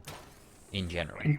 Yeah, I'm not surprised to see the Joker back on the Malusi. He was absolutely bloodthirsty back on Clubhouse. I'm actually interested in the attacking lineup. A lot of pretty common operators. We're seeing the Buck being brought out. Interesting enough, he's running flash grenades rather than the hard breach charge, which he recently has gained access to. But we're going for single hard breach and then triple soft breach and the Yana to top things off with a good gun and some more nades. That's a lot of destruction. We're seeing a completely different secondary gadget lineup on every single attacker as well. They've got everything besides what are they missing? The hard breach charge, I suppose. Indeed, yeah. I would be... Buck right now, he's gained another magazine's worth of shotgun ammo for his gadget. The C8 has received... Oh, yes, still going for a peek, gets shut down immediately by Vapor. Unfortunate to see the Vigil shut down that early. It's going to be a really good start there for AYB. Yeah. Yeah, Buck's in a really good place right now. He is. I feel like he's never going to reach the same levels of play that he saw when he had nades, because nades are just... They're always good, but at the same time, I feel like this hard breach charge gives him a lot more options. He can be that one-size-fits-all operator that can do everything, or he can die early on and not be able to do anything, as Yuri has demonstrated for us. So, you know, it doesn't matter what utility you got in your back pocket if you're dead. Not sure where Joker got that kill from. I think probably somewhere on that floor. But to finish my point, he can be that pocket knife, or he can go and bring those stun grenades and be a very, very forceful entry. It's a good option. I think it's a better pair of options than when he didn't have the hard breach charge. So maybe we'll see more play of it as teams work out their kind of lineup. The bullet hole angle being held by Washed, and you got to kind of expect that, but well, you wouldn't expect the swing from the Jaeger to take down another attacker. Wolfie reacting to the flank of Joker, but Wash yet again from the same position grabs his third. And can he make it a fourth? Yes, he can. All 4 of his kills from the exact same position, and that is freelo if I've ever seen it. I mean, that's exactly the right word. I mean, I use a bullet angle on a predictable attack up Visa stairs. And you know what? I'm a crouch spam, and I'm gonna pre-fire along long desk because that's where they'll push me from. And he just does exactly that twice and nets a 4K for it. That's so deserved, play. so skillful. No, I mean, AYB walked into that, man. Yeah, I'll give him a 75% award for you did that, you took the kills, you landed the shots, good job. Yeah. I'll give 35% of that to AYB walking into it. Yeah. You knew where he was. You knew it was coming. It's almost a shame we don't get to see the defense strat for lobby. I mean, I think that was it. You need to take top floor. We'll hold top floor. Yeah. Yeah, that was odd. That was very unfortunate. Well, I mean, they made their own bad luck, I'd like to say AYB did. Focusing on that admin push, we've seen it's working. Casters, it's a new dawn for me. Kenny is not playing smoke, he's playing mirror. It's a new life for Kenny. And he's feeling good. Alright. Well, I hope so. He hasn't got anything. He got some good moments in the last game. He was not a flagship performer by any means. He had some very solid and some really spectacular SMG shots sporadically throughout the round. We'll see if he can step it up and really start leading from the front. But for now, Washed very, very determinedly holding on to that title. Yeah, that early 4K is going to help him out in the stats department, certainly. Joker now has a run for his money if he wants to try and finish in the same way he did last game. That was a really, really good game for him. It's a pity he didn't put a couple more points on the standings for his team with that performance, but AYB up to the task of matching it. So the question is now, can AYB wake up? Because that was a slept walk. They slept walk into that round loss. So a little bit. Yeah, they need to wake up. They need to switch things on. Washed and Stockage look keen and intent on roaming as this duo of the Jaeger and the Vigil. It's a good idea to pair up your Vigil as a roamer with someone else because it makes it a lot more difficult for the attackers to try and kind of pin them down. And Stockage is gonna find the Ash. I don't even know where that was. Where did the I think on Visa stairs, is that? Oh yeah, okay. Well. Yeah. That's sad. Yeah, I mean, the vigil like that, like you see the lines on the scanner, and a lot of the time you see like, okay, we're not going to find them with the lines on, so either sit on the drone and wait for them to go, or get off the drone and start face checking it, but carefully. And having two there when people aren't fully ready for that can be really, really powerful. Wash is just sitting on yellow stairs though right now, and there's no pressure from outside the building. AYB have gone for a completely indoor take. There's no attempt to even go for that triple wall, which is somewhat puzzling, especially given the lack of denial being brought out by Skittle. Looks like they just want to go for map control instead, AYB, and well, so far it's not working. Stockage is able and allowed to fall back into archives. He's making a couple of punch holes here to give himself advantage in this fight. Kenny will take out Yuri, who was just making holes in antechamber, and you got to watch out for those C4s from beneath. So now a 3 versus 5, and it's like we said, the advantage just snowballs on Consulate. Salpsimp, and that's a Vapor going down on yellow. It looks like he will be able to be picked back up, and finally some breach work being done onto that triple wall. But it's 3 vaultable holes, and well, Wash is just going to take the fight through it, taking out Chokomeister. At least the ace has done his job. Stockage has basically got a freebie here as he's going uncontected on this, detected on the flank. Will be refragged effectively by Scythes, but now Scythes is in a 1v5 clutch or die situation. With 30 seconds left, the breach is open, diffuser's dropped outside. It's only really a matter of time. There's one playing close to the drone hole, and he will get his rewards. Joker getting aggressive, doesn't want this to last too long for us. He wants to move on and get on to round number 3. Yeah, I'm someone that can appreciate being like, you know what, that area is very well defended. Let's just go somewhere else. That adaptation is definitely very merit worthy. In that case, not so much. They had the ace, and there was no denial on the wall. There are very few downsides to having it open. It allows you that ability to late rotate to it and use it to cut the setup with really, really powerful angles. If you're attacking that and you see that it's empty, it's probably worth the 15 seconds it takes to run that way, throw the Selmas down, go somewhere else and continue the rest of your plan, and just have the option for later on. The fact that it came with like at 40-odd seconds left on the clock, I believe, it felt like a ditch attempt. It felt like we've lost quite a lot of manpower. Maybe this is our way back into the round. But it broadcasts your position, and when that divided in terms of where your reduced number of men are, it just came down a little bit too little too late. So we have a CEO meeting defense top floor. Mirror being brought out this time by Patrick. So Kenny moving back onto his beloved smoke, and the mirror being used in this very old style of defensive strategy where you just plonk it on the admin wall and just try and hold admin. It's a take that so far we've seen AYB go for when they were attacking lobby, so makes perfect sense to try and resist that somewhat, try and buy some time. You don't expect to get much from that position. Mirrors are powerful, but this repel behind Stockheads right here on Printer can fairly easily disable that position, or at least apply enough pressure that it's not possible to get kills from it.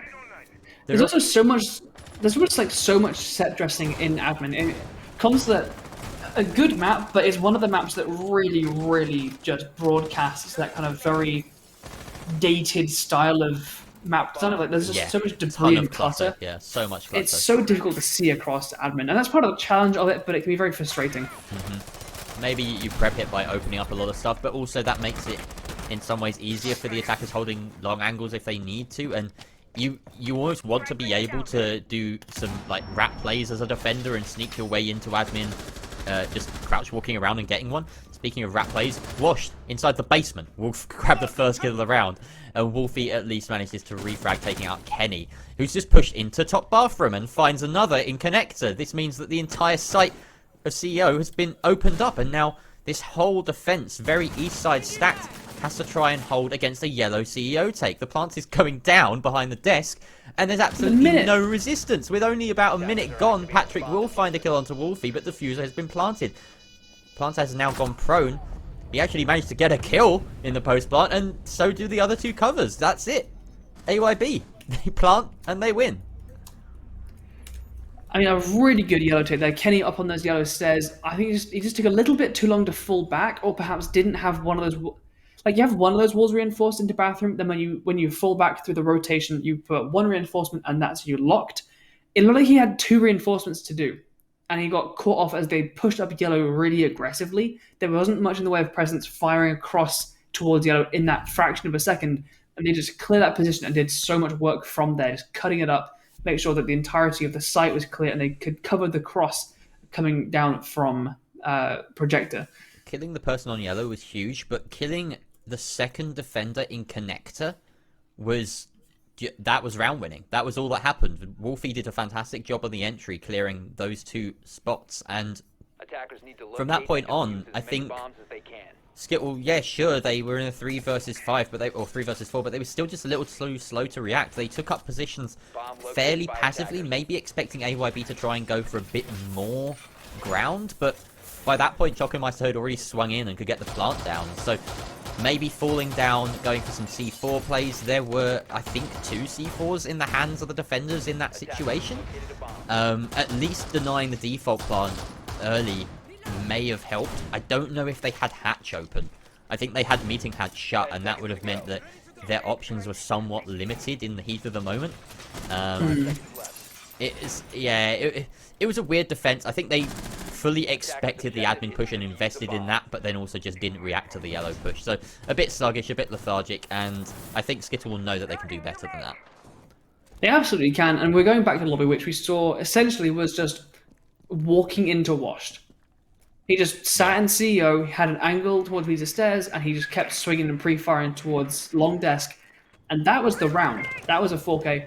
Drone's going to ping out the position here of what I think is Joker there, holding behind circle desk in lobby itself. Kind of jiggling about. It's a relatively safe position to be in and can catch people off, but if they know you're there, it can be very hard to get out of again. So Washed and Stockage have been going for these early kills every single round out of windows. I'm wondering who's going to be the first to strike or be struck, because it hasn't been 100% successful for them so far. But it looks as though they're being a bit more conservative this round. Plenty of repel angles being held by AYB. This is a good way to try and pinch onto the top floor.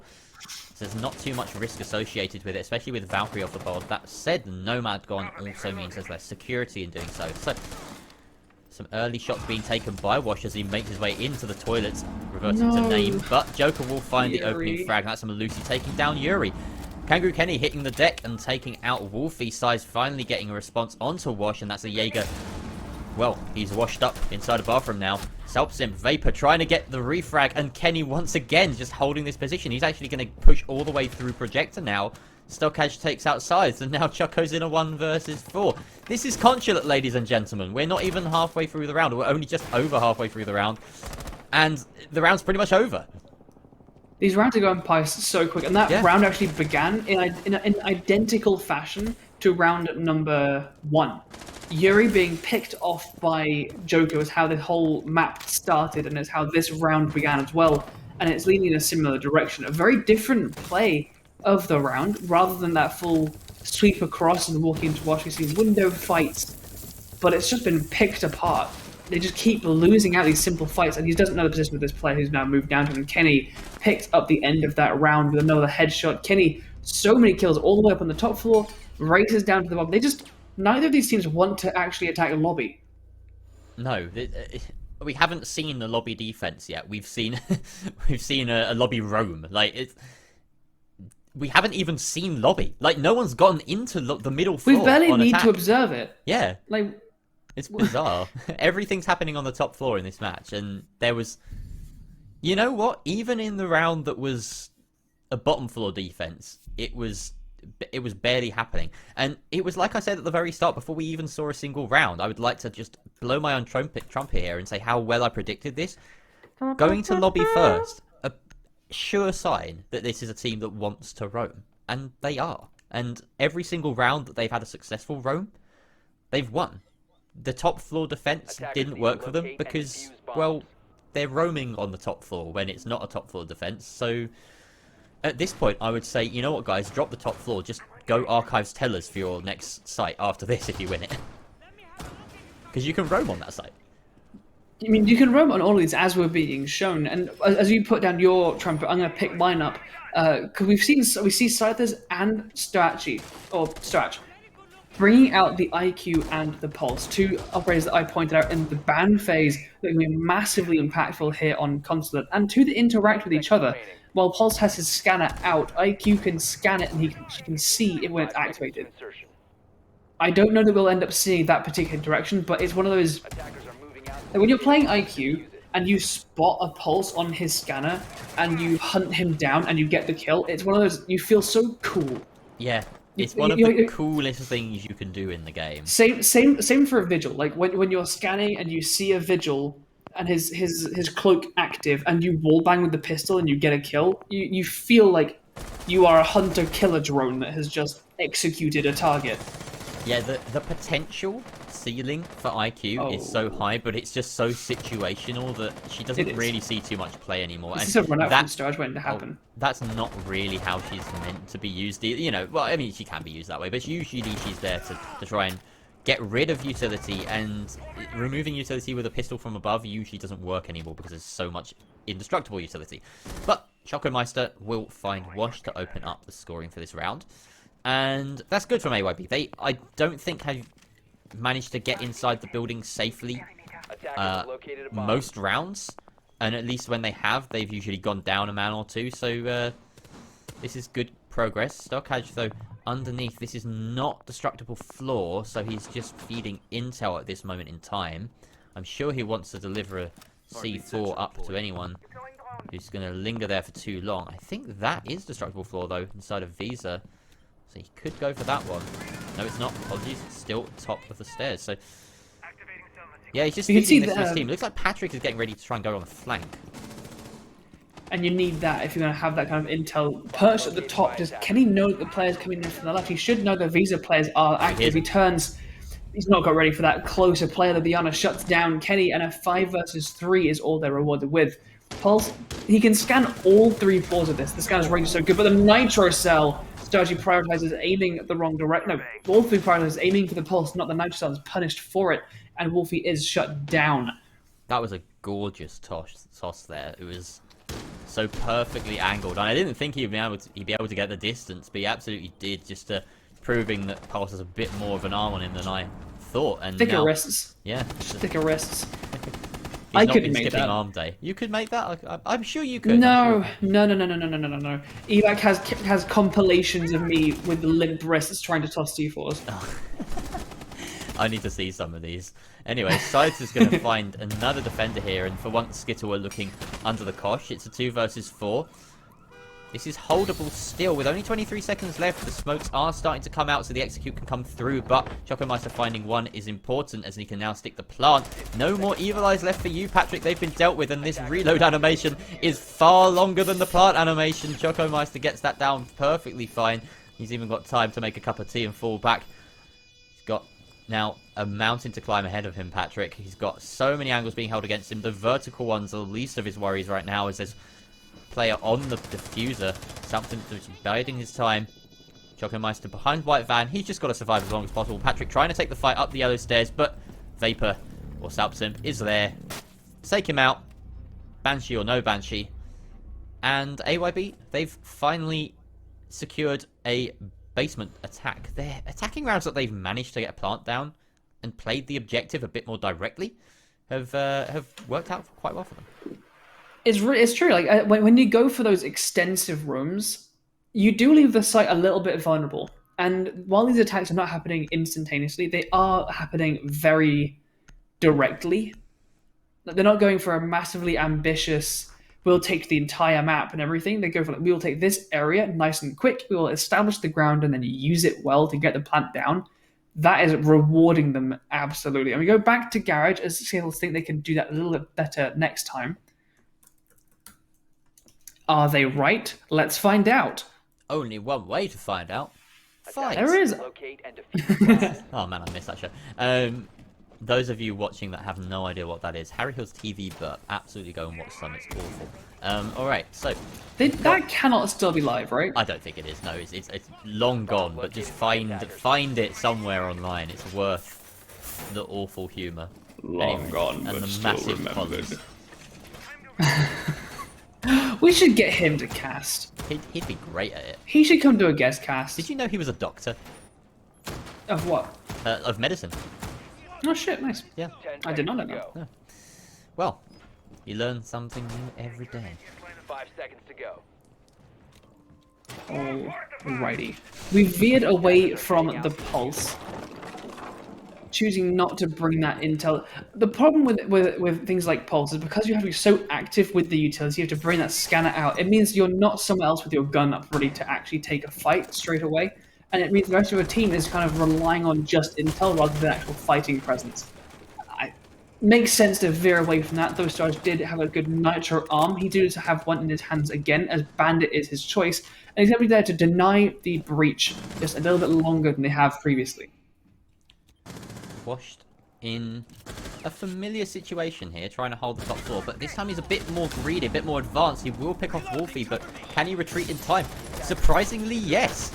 He gets away with it, and Stockage will get Choco as well. Losing your hard breach before you've even had a chance to breach garage. That's, well, that's almost game over. And Joker just compounding the misery there. Diffuser dropped. Miles away. Size and Yuri now have to tag team it in a 2 versus 5. And I just think this is going to fizzle out, quite honestly. Difficult to hype up something that looks like it's dead in the water. Dead in the water sounds absolutely right. It's starting to smell. It's beginning to swell and float and bob in the waves. Wasted. Wash is still there. Come on, IQ. You need to drone this place out. He's not going to double. No, Wash. You pick up the flawless round. When you know he's there, surely they weren't out of drones by that point. There was no mute jammers or mozzies to slow the intel gathering. You still have other people alive. Get your drones in there, locate, and then follow up with a gun. Only impatience lost them that particular fight. So, Washed claiming 3 kills in that round from that sort of area of the map, the CEO projector connector area.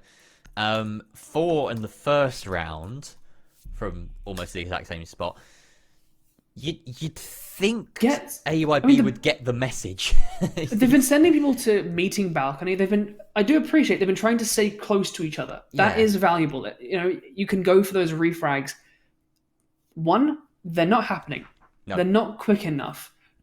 2, send someone to console windows. Holy shit. Yeah. Wait for someone to take a fight and have someone hot breach or fucking Amaru blast up into console right behind him. And push him at the same time. So far, he's been, apart from that lovely double at the end of that, he's been taking just 1v1 after 1v1 and being allowed to get away with it. Now, as we criticize AYB for their lack of intel, Skittles are going to bring it themselves. Kangaroo Kenny bringing out the 0.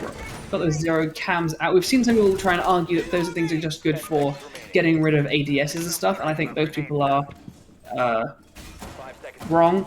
They can be so potent, and we've seen Skittles bring out things like the yokais. We've been seeing when they're not team killed, the Valkyries. This gives me hope that we're going to see these put to good use and be an absolute menace for AYB to deal with. Yeah, I like that Sides is on the alibi as well. We've got the alibi on the dock. I mean, this is just telegraphing to me that this side just want to frag, and it's consular, so I cannot blame them. But I love the 0 pick as well. I think this is a great operator that needs to see more use. Consular is especially good for him. The number of ways that you can get your cams into sneaky positions is immense, mainly because of the presence of windows. I feel like 0 is stronger on a map with plenty of windows in the same way that, well, not in the same way that Blackbeard is, but, you know, Blackbeard is also strong on maps with lots of windows, because you can get those cams into really nice places without really putting yourself at any risk, and possibly without putting the cams at risk either. Washed is going to take a lot of damage from this piano repel. Looks like it's the alibi of Scythes just playing on the other side of it. It's going to make his way through Anti, try and escape through lobby. Does see that this main door is open and somehow squirms his way through, but peeks his head out at the wrong moment.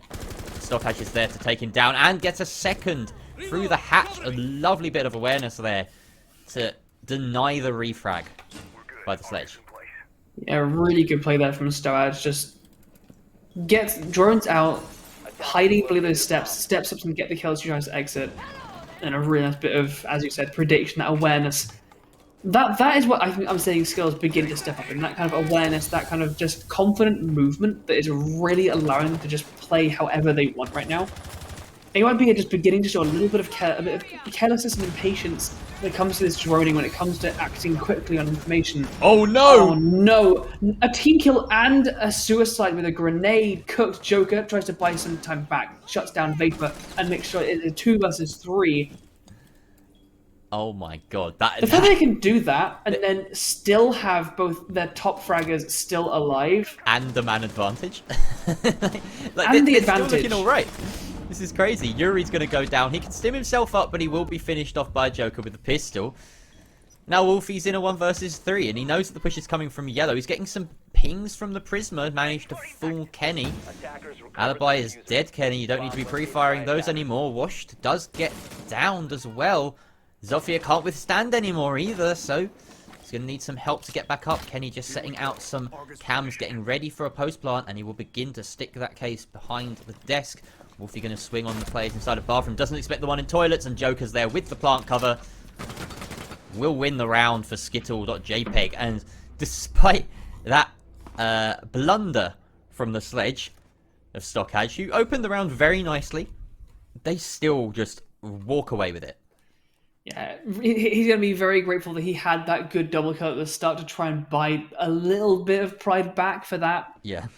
But I mean, look, at the beginning of this, you know, we talked about, is it fair to say he got a 4K? Like... You know what? They still won, so yeah, I'll give it to you. Yeah. Oh, poor buddy. Poor buddy. Mm. It's fine. Sorry, you were saying something. Nothing of value, I'd assume. No, we Clubhouse was so neck and neck. It was super, super close. And I don't know if whether it's the fact that it's consulate or whether or not it's a bit of fatigue setting in. But I'm just seeing AYB begin. They're slowing down.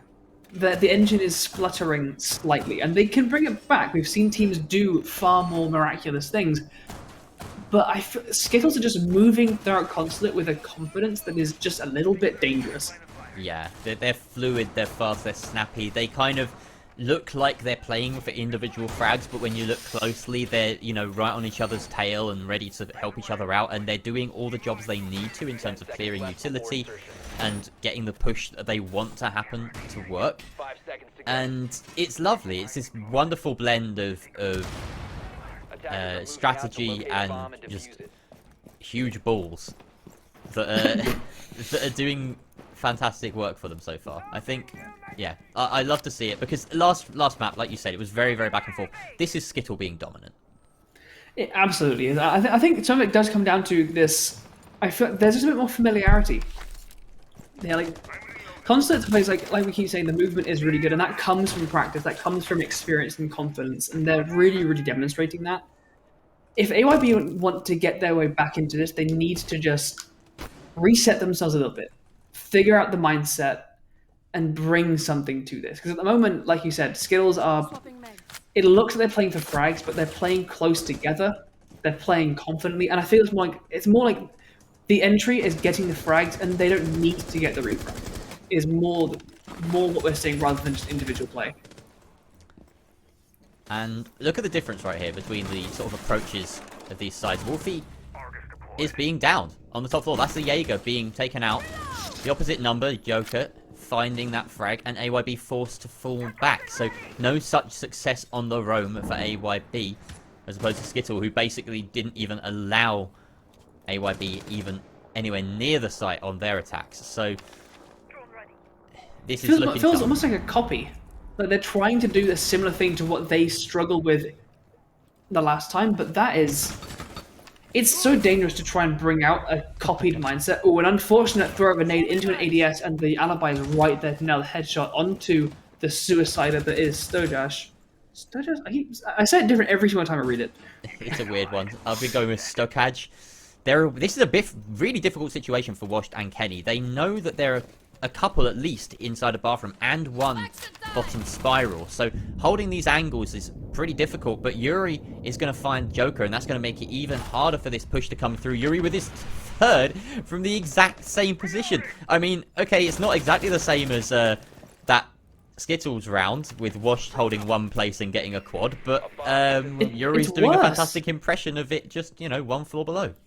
It's worse than that. He's standing in the middle of the room with no cover, with a soft wall behind him, and while Kenny has pushed down Spiral, he gets a kill, he gets a 1, he lands a second one, and takes side control, bring it to a 2 versus 2.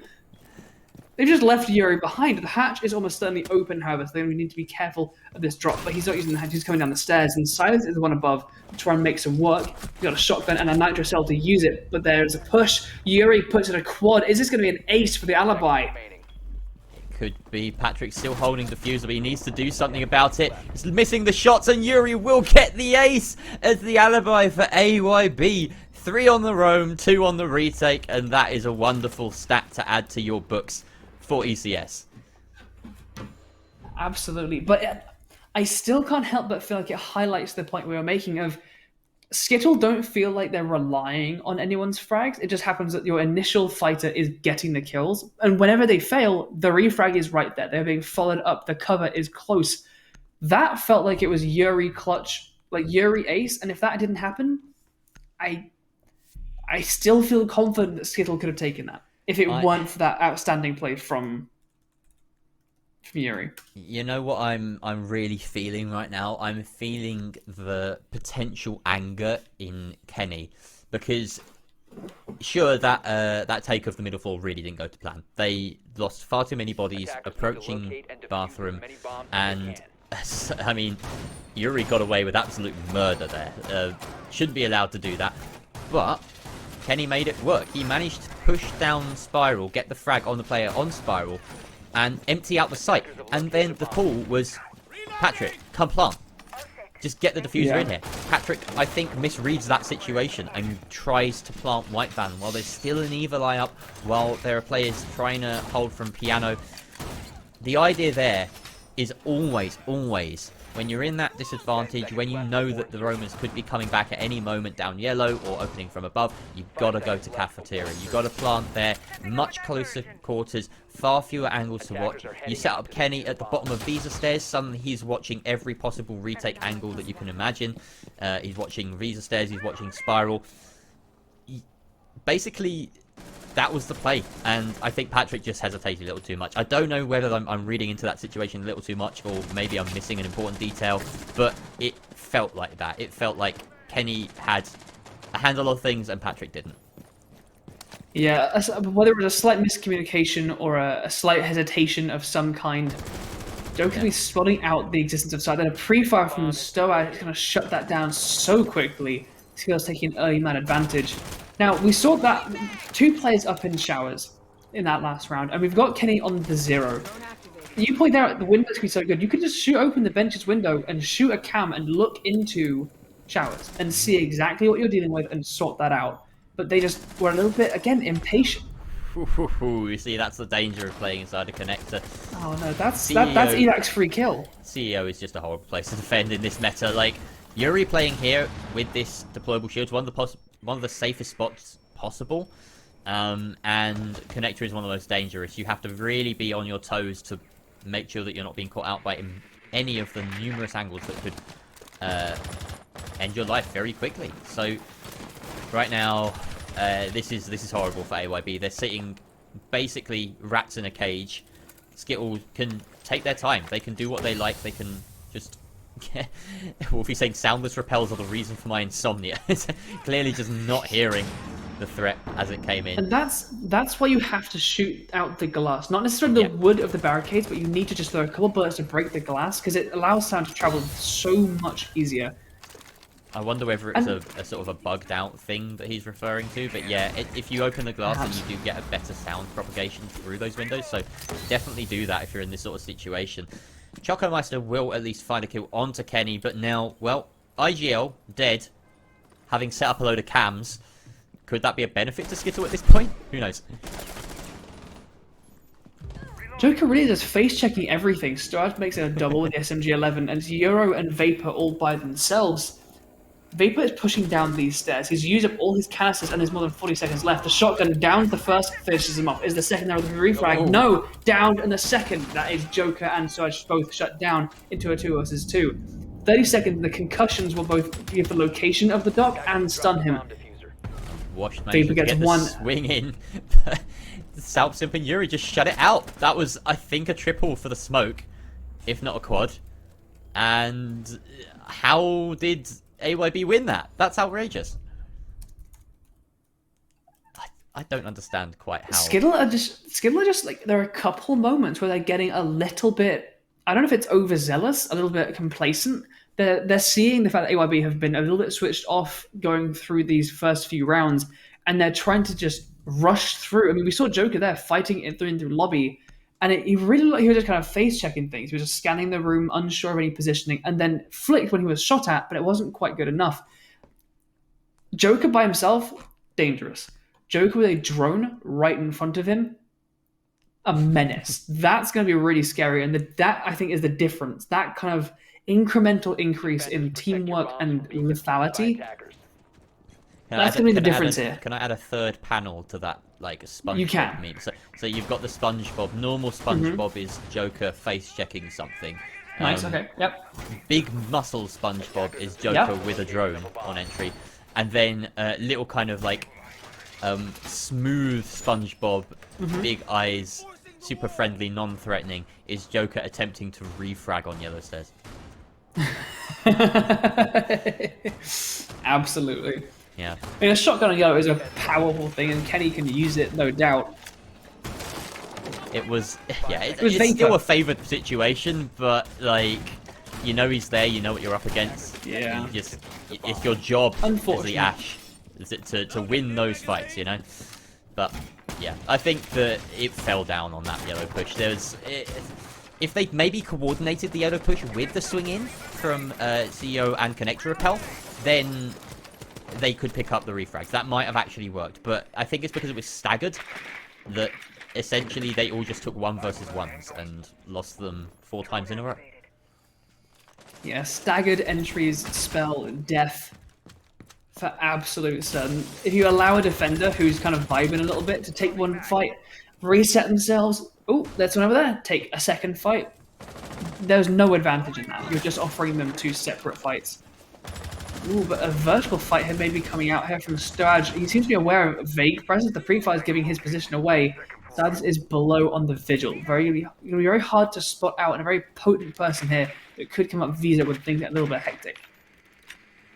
Yes, and it's worth pointing out, in case we haven't noticed, or you haven't noticed, lobby defense right here. So, once again, this is this kind of site where you need to hold above, and Wolfie and Yuri are doing exactly that. They've got the castle, interestingly enough, to sort of slow the advance of some of these attackers, but first frag is going to go the way of that castle, using that 1.5 scope to perfection, taking out Stokaj. No more Sledge, no more frags for the attackers, and they're just going to have to commit to this push-up long desk. They're being droned out. Yuri's in a very exposed position here, but he just wants to take this fight. He's holding the long angle. He has to hit ahead realistically from this distance with that UMP. Kenny getting on the rappel to try and create a bit of a crossfire here between the long desk pushers and himself. Wolfie as well is in support. This is an interesting situation unfolding, and Patrick wary of the opportunity for the attackers to be pinched up of Spiral, but Wolfie will just offer that support and take down Washed. Now 3 versus 5 on the top floor. Wolfie pushing on through Connector, and you will get another reward for his troubles. That is Joker gone. Yuri doing a bit of renovation as Salpsimp checks in and takes out Patrick with long range from the with the SMG-11. Kenny now, well, it might feel like deja vu, except he's on the wrong side of it. This is exactly what they were up against last time, or what they delivered last time, rather, to AYB, and now he's in a 1 versus 5. Takes out 1 on long desk. Wolfie dealt with, but with 28 seconds left, really, all AYB need to do is fall back and play it safe. They have Diffuser. Kenny's now deciding to drop into the middle floor and just go for frags. I don't know how good this is going to be for him. He's met with a bit of a hail of bullets from the Alder. Will manage to take out Choco Meister, and now he's expecting the fall from above, but with only 10 seconds left, all the remaining defenders are just playing their lives. He looks away at the wrong moment as one lines up for him, but he's more concerned with the default cam. Vapor will finish him off. AYB locked that out convincingly, following a really, well, familiar top floor hold. I mean, earlier on we gestured towards the danger of kind of repeating the same strats that your opponent has brought, and that's exactly what we saw the sort of Skittles defending with. That's what we saw Washed getting 4K after 3K after full fight on the top floor. It was just exactly the same thing, except this time it was AYB that brought it out. It rings true that I feel like Skittle maybe got a little bit complacent here. The fact that we're seeing them take these 1v1 fights, just one after another, no one going to console to give an opposing pressure. They just keep pushing from long desk and meeting. Then as a defender, you're like, cool, I make my hard point connector, I make my hard point console, and I look into one direction and I can see all of you. Yeah. The fact that they're in a corner and they have complete security and no one's going to the windows behind them, it's screaming as a misplay to me, and it's allowing the defenders to take advantage of that really, really hard. Maybe they're just worried about the potential for runouts, but you have to take that risk, right? Especially when you're staring down the barrel of, well, several barrels of guns that are just pointed in one direction. You know, that you have to make them uncomfortable. If they're sitting there and they know that their back is fine, then they can, you know, it's their playground. They can do what they want. There's only a couple of angles that they really have to worry about when it's a pure admin take. Even when you get a bit of extra pressure from that meeting window, it's not really going to be enough. That cuts off a little bit of rotation, but in all honesty, you've still got the freedom to move between connector and CEO and long desk, or short desk rather, if there's a rotate in place. So, and there was. So, it doesn't do enough for me. You have to get on that rappel, like you said, the one on CEO. We see Kenny as well. He was left in that 1v4, 1v5 or so, because he was, I'm assuming, at the back on the drones IGLing that push. Mm-hmm. Some frustration, I think, is definitely beginning to manifest, I think, in Skittles. We've seen with the shifts in roster, we've had some success. We've had some really good moments from this lineup, some really good stand-up moments. But I'm wondering if we're starting to see a bit of that fragility in terms of their teamwork.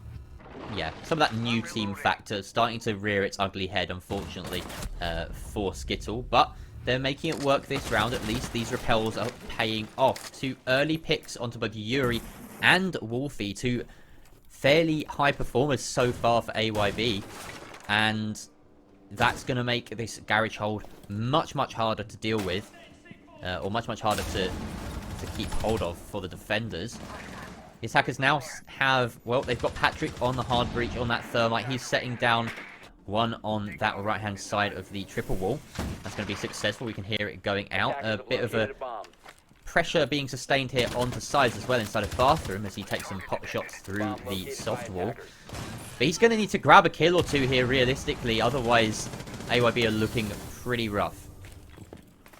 Is the floor, is the scene, a vertical shot with a pistol, Joker puts down Vapor. Do we know, is the floor above bathroom soft or is it hard? The floor above and below bathroom is all hard. You cannot breach bathroom. It's a bit of a bunker, but yeah, that's why it's so important to hold in some ways. It allows you to drop into the site, it allows you to exert some control onto the site. I mean, the reason we're talking about that is because that was probably the most textbook flawless round that we've seen from Skittles so far, so really not much to delve into there other than the fact that they just got early picks on the rappel and pushed site. They were just a little bit more careful taking bathroom, which was really good to see, and also they just got on the windows and they held some crosses, like some very like Ebax calls it his free kill. Whenever we play Coastline, he'll go to connect a window and just fire through it. And there's usually someone chilling in connector, rotating out of it, or in the bathroom door. And we saw that get rewarded. Kangaroo Kenny getting a kill straight away through that. And then they just picked their way through. There wasn't really any answer back from AYB in terms of those vertical angles. The bathroom player was so focused on staying alive that their position didn't actually net them much. Like, they didn't really get much damage dealt or kills from it. They just let the attackers get around, do some damage, And then when he decided to push out, got killed straight away. You can see what Malusi's doing here. Chocomeister reinforcing these 2 walls. It's very important to do this because it allows the player inside a bathroom and, well, anyone inside of... In fact, it works both ways. You deny a lot of control from both the bathroom rappel and the connector rappel by reinforcing these walls. You certainly need that right-hand side one in the bathroom reinforced to prevent any sort of angle from the bathroom rappel into the B site. So yeah, those reinforcements, back in the day, you would have seen those and thought, you know, what are you doing? Why aren't you reinforcing site? Now those are more important than ever. You kind of don't want to reinforce as much of the site as you were used to. You want to open up some of those angles, like at the top of yellow stairs, looking into the site to allow for the rotate, or the retake rather, and to protect these kind of weird kind of anchor positions between the 2 sites that you have on this site. I've said site about 20 times in the past minute. Jesus. Well, they're those optional extensions that just open up your options. Like, we have the yellow stairs play, which can be a great delay factor. It can be a good spot to get some kills and deny a rush. And if you start feeling too much pressure, you can back off into bathroom, reinforce it up, and you've surrendered some ground, but made it difficult for them to get you and take the fullest extent of your extensions apart. While I'm busy here writing down a load of synonyms for sight, Salpsim just seems to want to die in the flames. Nothing he could do about I like that. to imagine, like, he had crawling in my skin, just like blaring out of his earphones in that moment. These wounds he cannot heal. Yuri's so close but so far away. What an album. Oh wow.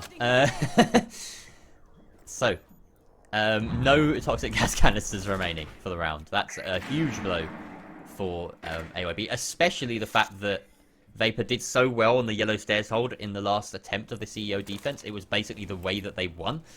And now Washed and co, the rest of Skittle, just setting up for this B take. And Washed goes to the rappel. He gets 1, he gets 2, and that is pretty much game as he's opened it up completely. Chocomeister now trying to get the refrag. Kangaroo Kenny will die to the hands of sides elsewhere. That's from yellow, but Wash is once again on hand to shut him down. Joker gets the final kill from that crucial connector rappel. And that is game. Finally, we have a winner for the day. Skittle edge it out in this best of 2, 6-6 and 7-5. Well, I was put in my place. I called it that we were going to see one team really storm ahead, and we almost saw that in the first half as Skittle really established a pretty good start. AYB did come to life a little bit, though. Credit to them during the mid-round of that when we were questioning whether or not they had the resilience to really stand up throughout the fullest of that matchup. They did. They came back. They started punishing Skittles for any amount of complacency or carelessness. But it just, Skittles, I think, came back to life towards the end of that. They were like, no, we can't let this happen. We can't let this slip out of our grasp. And they really just, I mean, it helped that Joker and Washed were just absolutely cracked. Like, swinging in there, nailing 3Ks like easy. Yeah, that did help, definitely. I think one piece of advice I would give to AYB after seeing that, considering that was Skittle's map pick, it was a solid consulate. Like, that is really, really impressive for a team that was struggling last season to come out and do fairly well on consulate. I do think that 7-5 flatters them a little bit somewhat. I think Skittle were the dominant side and just took their time getting there. But you've got to find some alternative to a CEO defense because it's just horrible. And you must have felt it in that game if you were on the AYB side. If you were rooting for AYB, it's so oppressive. And teams, I think, in this day and age need to be able to pull out a couple more comfortable lobby rounds, a couple more comfortable, maybe even Archives Tellers rounds, just to have... just for your own sanity, right? You don't want to be defending that top floor every time. It's awful. People have been moving away from that top floor, and we saw there a really textbook reason why you can't defend that in... not an old style, I mean, kind of an old style. Like you can't hold that from inside the site or directly next to it for the whole entirety of the round. The windows, I mean, when they're on connector window, bathroom window, yellow stairs, and console, they can see everything, which is why someone bans the Nomad. But we didn't see, I didn't see, maybe there was one that I missed. I didn't see a single potent run out that then got rid of those window repellers. Not a single one. There were... obviously the Valk ban has something to do with that, and that's why Valk is so prevalent in Consulate, but there are other means of gathering intel to do that. Think outside the box. Maybe think about bringing a Mozzie or something. I don't know. Count to 5. Count to 5. Yeah, you just know? Expect that someone's going to be on this rappel and go if for there's something someone there, really unexpected. Like jump out bottom visa stairs. You can get kills from that position. Just there's one on these windows. I can see one's over there. I've got a call. There's someone in this region. That means there's 2 people left. I'm going to check here. And then you can very quickly deduce how dangerous a run out is or not by how much intel you have. Mm-hmm. The Valkyrie makes that obviously much, much easier, but there are ways around that. Have a pulse scan outside and see, we saw the pulse there, we never saw a run out. And what confused me is why Skittles banned the Nomad and the Valkyrie. They made sure people could run out, but then they banned out the option to gather the intel to do that with.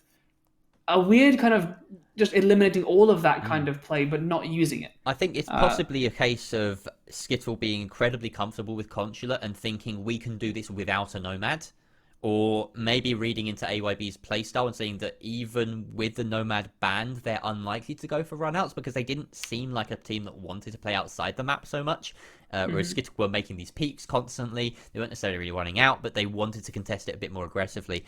I don't know. I feel like there was a little bit of thought behind the scenes to that. But yeah, it was an interesting match to watch. It was really, really sort of intricate in terms of the way that a lot of the plays went out, and then there was the odd round that was just a complete washout and someone was holding a bullet hole and getting a 4K from it. So, yeah, very entertaining to say the least. Absolutely. Yeah, absolutely. But that's going to be it from us today. Thank you very much for joining us. Barnow, do you have any closing thoughts before we sign off? Just very briefly, the one I'm glad to cast with you for the first time / again, depending which one of those is accurate. This was great fun. And also thanks to AYB and Skittle for putting on a pretty good show. At each other's throats for the first, pretty well contested, but Skittle's really just pulling ahead. I think Skittles will do well pulling ahead kind of a little bit up the leaderboard, but I think AYB do have plenty of fight left in them, and I'm looking forward to the rest of the season. I am as well, and just to make sure you don't miss any of that season, we are here every weekend, Saturdays and Sundays, with games from the Major Division, and of course our Contenders Division takes place on Mondays and Tuesdays. So next couple of days, going to be still very active over here on ECS Rainbow 6. Do drop us a follow on our Twitter. It's at ECS Rainbow 6 SIX, and that is going to be it. Thank you very much for joining us. We'll see you again on the Flippity Flop.